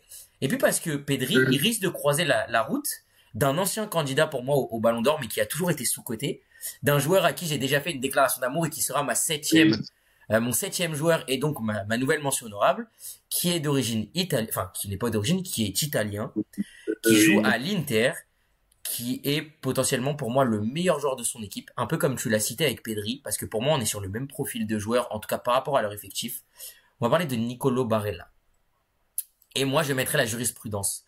Je reprends en 2022, pour moi, Nicolo Barella aurait dû être top 5 Ballon d'Or et ne l'a pas été. Comment dire? J'avais été frustré. Parce que quand j'ai vu ensuite la manière dont les gens sont venus parler de Pedri les années suivantes, alors même si Pedri n'a pas eu justement cette reconnaissance non plus, ça m'a frustré parce que je me dis, donc tout le monde dit que Pedri va devenir top 5 Ballon d'Or, mais Barella n'en aura jamais eu un top 5 minimum. Je parle bien de top 5, hein, je parle pas de Ballon d'Or. Oui. Et puis j'ai envie de dire qu'il y a quelque chose qui peut pencher dans la balance, c'est qu'on a une potentielle confrontation Barella-Pedri en demi-finale. Oui, c'est vrai. Et que aujourd'hui, on sait qu'avec les équipes autour, comme on l'a déjà si bien dit, l'Inter est potentiellement l'antagoniste parfait pour des équipes comme le PSG ou Barcelone sur des doubles confrontations. Oui. Donc, moi, je te rejoins sur Pedri, mais voilà pourquoi moi, Pedri, je ne le mets pas numéro 1.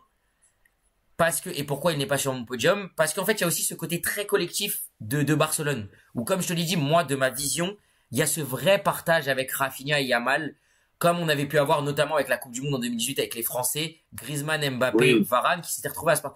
Donc, si moi, tu me demandes d'être votant, comme mes voix vont se diviser, entre guillemets, déjà intérieurement entre les trois, bah, ça fait que du coup, mon podium qui est quasiment assuré, il est devant. Et c'est que Barella, il est sous-coté, mais Barella, imaginons, il remporte la coupe, la coupe d'Italie. Non, je sais plus, ils se sont fait éliminer, je ne me rappelle plus, mais bon. Non, ils sont encore en lice. S'ils sont encore en lice. Non. Ils sont fait éliminer par le Milan, il me semble. Faudrait revérifier. Mais en tout cas, là, ils sont en route pour le titre en championnat, si je me trompe pas, puisque c'est les leaders. Ensuite, du coup, il y a peut-être la coupe, à toi de me le dire, mais il y a la Ligue des Champions. Je pense que Barella devient un candidat sérieux au Ballon d'Or si jamais l'Inter remporte le championnat et la Ligue des Champions. Malheureusement, c'est un milieu de terrain et Barella n'est pas aussi bien mis en avant que peut l'être Pedri.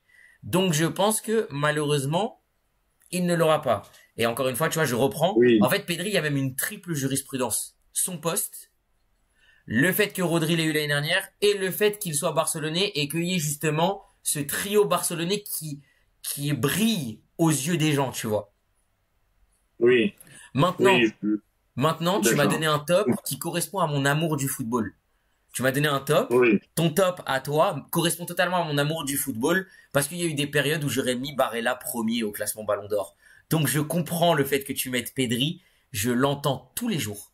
Et je ne te dirai pas, encore une fois, je savais que tu allais le dire, tu vois, quand tu l'as dit et que tu m'as dit qu'il n'était pas cité, je savais de qui tu allais parler.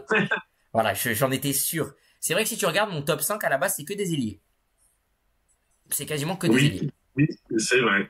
Donc voilà, j'ai lu Joshua aussi une mention honorable, c'est vrai. C'est vrai. Mais pour moi, il est légèrement en dessous même des 7 qu'on a cités parce que moi, je le trouve un peu en dessous en termes de mention honorable que Barella, par exemple. Parce que, encore une fois, bon là, voilà, je prône mon amour pour cet Italien. Pourtant, on sait très bien que je suis pas le plus grand amoureux des Italiens de base, hein. Mais voilà, très honnêtement, Barella pour moi est quelqu'un qui est très souvent oublié dans les débats des meilleurs joueurs. Alors que quand on regarde un match, c'est très souvent top 3 des joueurs du match. Donc top 3 des 22 acteurs d'un match. Mais non, c'est très fort, Barella. C'est très, très, très, très fort et très beau à avoir joué, comme tu dis, de parallèle et je pense bien trouvé avec Pedri. C'est des joueurs qui, voilà, c'est fin techniquement, c'est maestro, quoi, vraiment. C'est des joueurs qu'on aime. Eh ben, très bien. Est-ce que tu souhaites peut-être rajouter un petit dernier mot sur le Ballon d'Or? Non, un petit mot, c'est que la course, elle est indécise et qu'elle dépend vraiment de la fin de parcours, la fin de saison de beaucoup d'équipes. Il n'y a pas un favori extrême qui se dégage, même si voilà, je disais Pedri, il n'y a pas de débat, si, il y en a un forcément.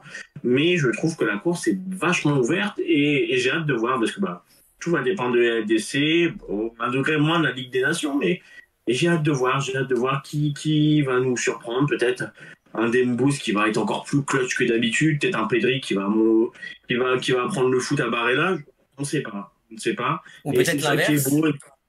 Peut-être Mais c'est l'inverse, un l'inverse, peut-être Barella l'inverse. qui... Et moi, il y en a un qu'on n'a pas cité. Attention à si l'Atlético revient dans la course au titre.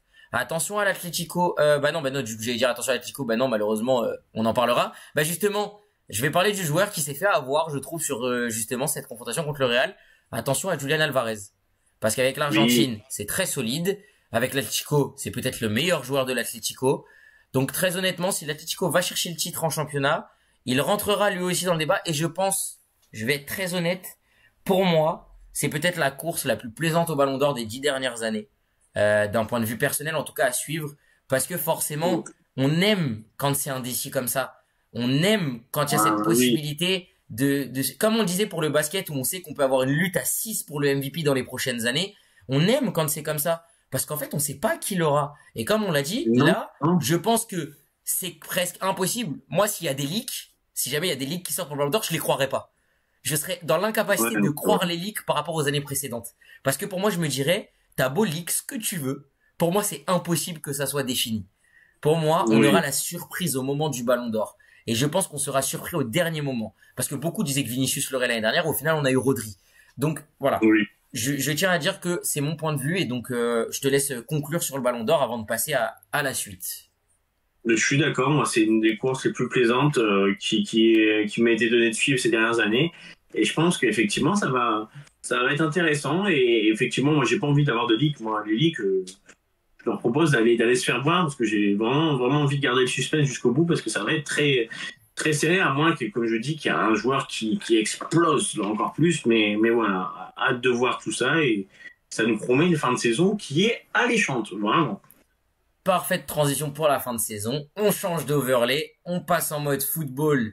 La reprise des championnats. Alors, on va pas trop tarder puisque le match va commencer dans 5 minutes. Oui, Donc, malheureusement, si vous êtes présent sur le live, bah, il va falloir vous mettre en double écran rapidement. On va prendre, je pense, une petite dizaine, quinzaine de minutes grand max. Parce qu'il n'y a pas non plus énormément de nouvelles à apporter.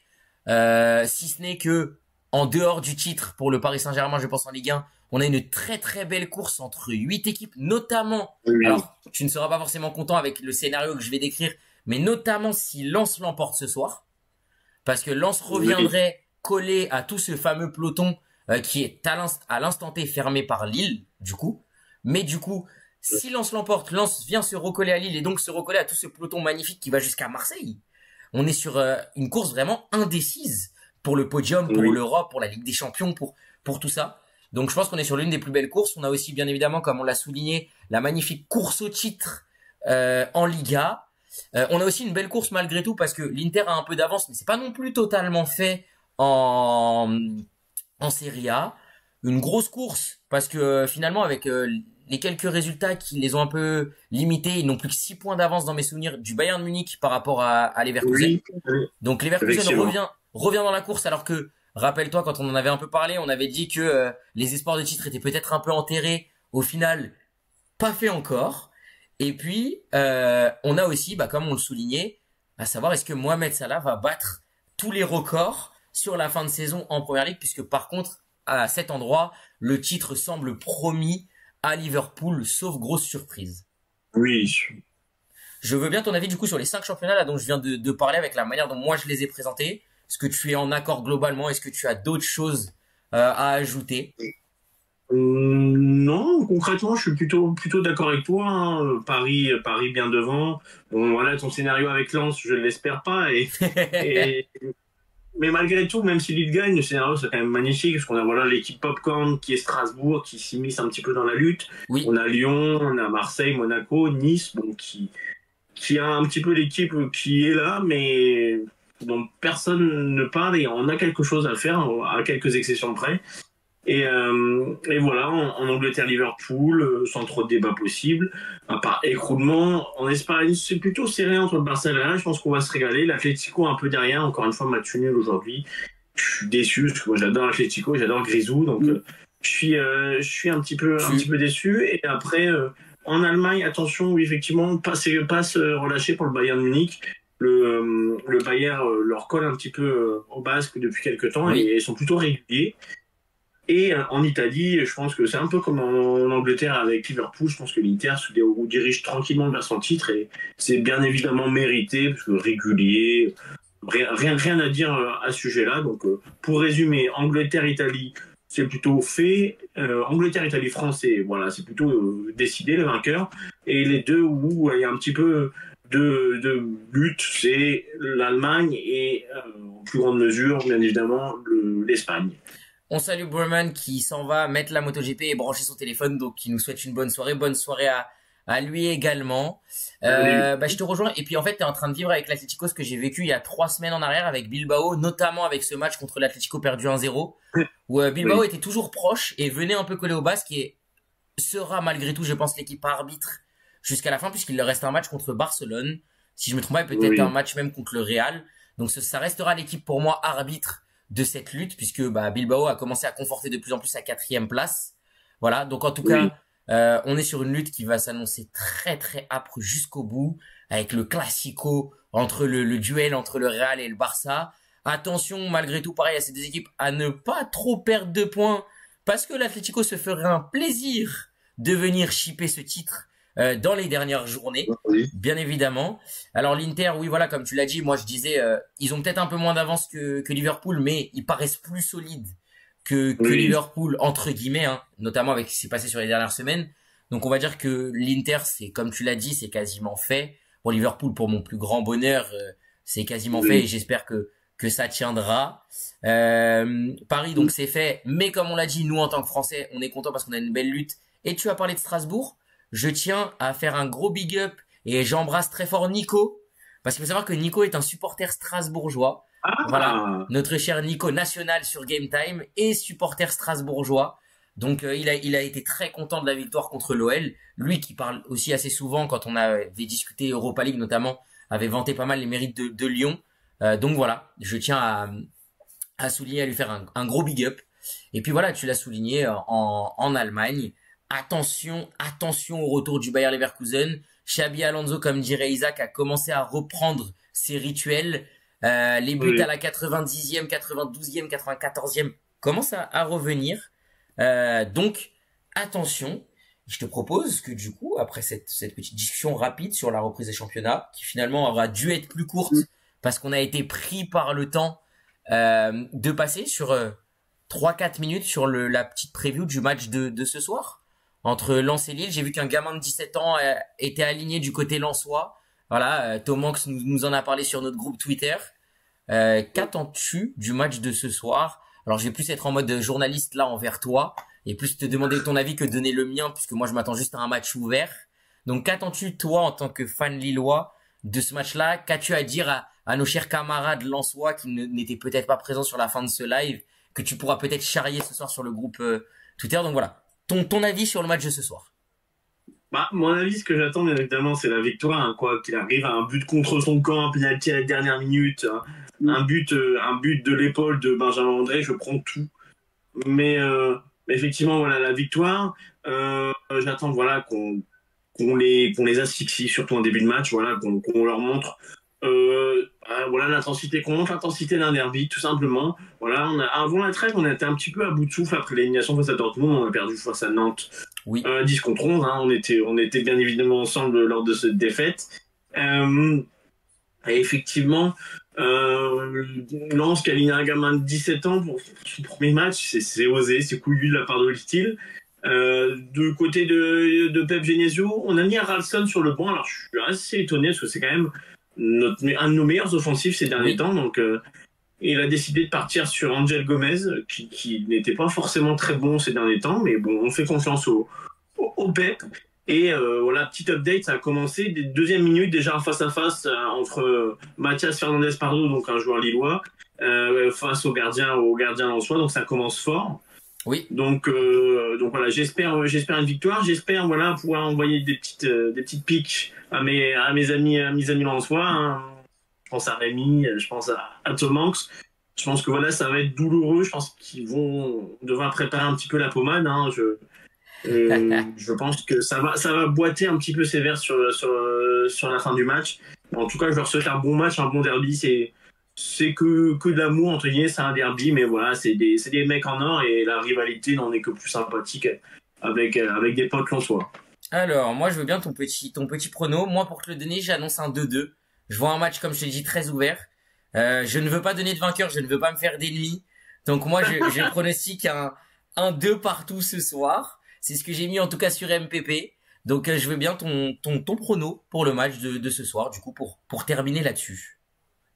Eh ben écoute, moi je vais partir sur un 3 buts à 1. Ok, Je pense on va marquer les deux premiers buts, 2-0. Je pense qu'ils vont revenir mettre un petit but, ils vont réduire le score.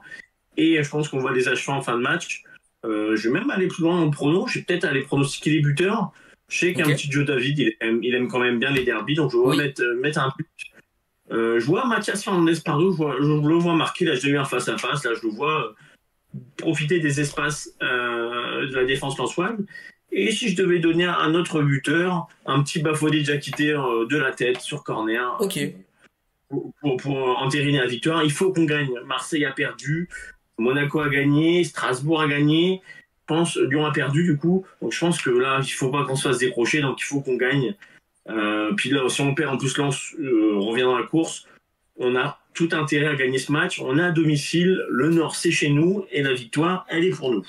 Très bien. Et ben j'aime beaucoup. Moi voilà, c'est pour ça que je pronostique un match ouvert et malheureusement un match nul parce qu'on est sur deux équipes qui doivent gagner. C'est même pas qu'ils veulent, mais c'est Oui. qu'ils doivent gagner aussi pour pouvoir continuer leurs espoirs de d'Europe et même de Ligue des Champions. Donc voilà. En tout cas, c'est un pronostic qui me surprend pas parce que la victoire de Lille serait, pour moi, les résultats les plus logiques seraient soit la victoire de Lille, soit le match nul. J'ai du mal à voir Lens l'emporter ce soir. Oui, Même moi si aussi. on n'est pas à l'abri de surprise, hein, on connaît le football. Mais Effectivement. en tout cas, voilà, je te comprends et je comprends ta sérénité quant à justement ce derby ce soir. Et ben je Oui. trouve que c'est une belle manière de finir ce live. Je te laisse comme d'habitude le premier mot de la fin pour dire au revoir à tout le monde. Eh ben écoute, je te remercie beaucoup. Alors petite précision, effectivement, juste pour un petit update sur le derby, Lille qui est en feu sur ce début de match et je voulais juste noter l'ambiance qui est fantastique. Alors j'ai pas pu avoir les places pour aller au derby, mais en tout cas ceux qui sont sur place font un taf énorme pour l'ambiance, donc big Oui, up à eux. Et pour voilà le petit mot de la fin du live, bah, ça a été un plaisir en tout cas, Matt, de partager cela avec toi. C'était pas évident ces derniers jours non plus, mais en tout cas, je te remercie beaucoup, voilà, de ta gentillesse comme d'habitude et voilà de cette discussion qu'on a eue. Je remercie le chat. Voilà, on a vécu des émotions des subs, du premier sub, du premier abonnement offert. C'était un live fort et chargé en émotions. On a beaucoup débattu. C'était génial comme d'habitude. Moi, je serai un pied immense à être avec vous à chaque fois que je suis en live. Et voilà, je te laisse le mot de la fin et en te remerciant encore fort, fort, fort, fort. eh bien, un grand merci à toi, bien évidemment, également. Des discussions beaucoup plus faciles, comme toujours. Enfin, je dis beaucoup plus, mais non, mais en fait, très faciles, comme toujours. Des discussions qui ne sont pas, qui peuvent être véhémentes, mais pas sanglantes. Toujours de la compréhension de l'autre. Après, on a cette chance aussi, là, dans ces débats-là, d'être très souvent du même avis. Oui, Parce après, on va être honnête, on aime souvent ces sports de la même manière, nous deux en tout cas. Donc voilà, c'est un plaisir de pouvoir continuer. C'est pas facile pour l'équipe en ce moment. On va être très honnête. J'en parle pas plus que ça parce que voilà, c'est la vie perso. Moi, je préfère parler de la vie sportive et donc dire que je suis heureux. Mais oui, c'est compliqué un peu on le sait entre nous.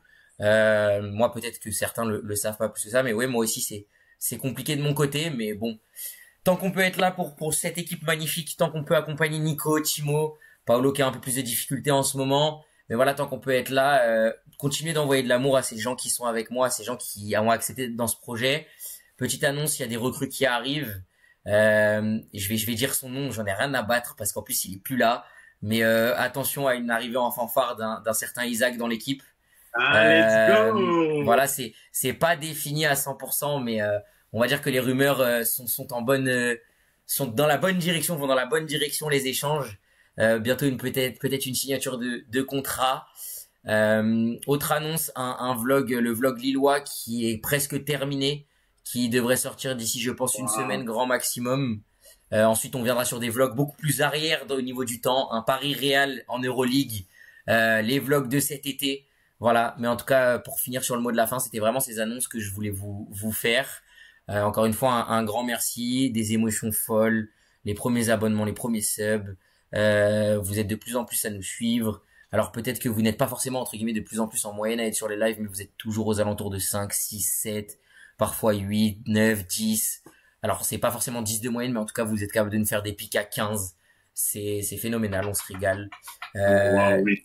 je parle pas forcément avec le sourire, mais la voix est pleine d'émotions en tous les cas. Euh, Pourtant je suis très très heureux, hein, mais c'est juste que c'est difficile de le montrer aussi. Donc voilà, encore une fois un grand merci mon Timo. L'équipe la plus utilisée. Maintenant, je vais annoncer aussi du coup les nous en interne, on va bientôt avoir le programme. Le programme, je ne vous l'annonce pas, je vous laisse la surprise en tout cas pour le jeudi qui arrive. Mais jeudi, je vous annoncerai la suite du programme et les intervenants que vous êtes censés avoir. Donc voilà. En tout cas, un grand merci. Passez une bonne soirée. Branchez-vous bien sur le derby qui a l'air d'être fou en ce début de match. En tout cas, qui est fou en ce début de match, notamment pour nos chers amis lillois. Et puis Timo, bah, je te fais un gros big up. Je ne dis rien sur si je te dis à jeudi ou pas. Je laisse la surprise aux viewers. Mais en tout cas, passe une bonne soirée devant ce derby. Vis-le avec de belles émotions. On espère pas trop cardiaque pour toi. Mais voilà. J'espère. Bah, merci beaucoup, Matt. Et effectivement, bah, une très bonne soirée à toi. Effectivement, bah, je laisse planer également le suspense. Et comme tu as dit, voilà, on est un petit peu, on traverse un petit peu des épreuves chacun, mais on est là ensemble pour vous régaler, pour parler de sport.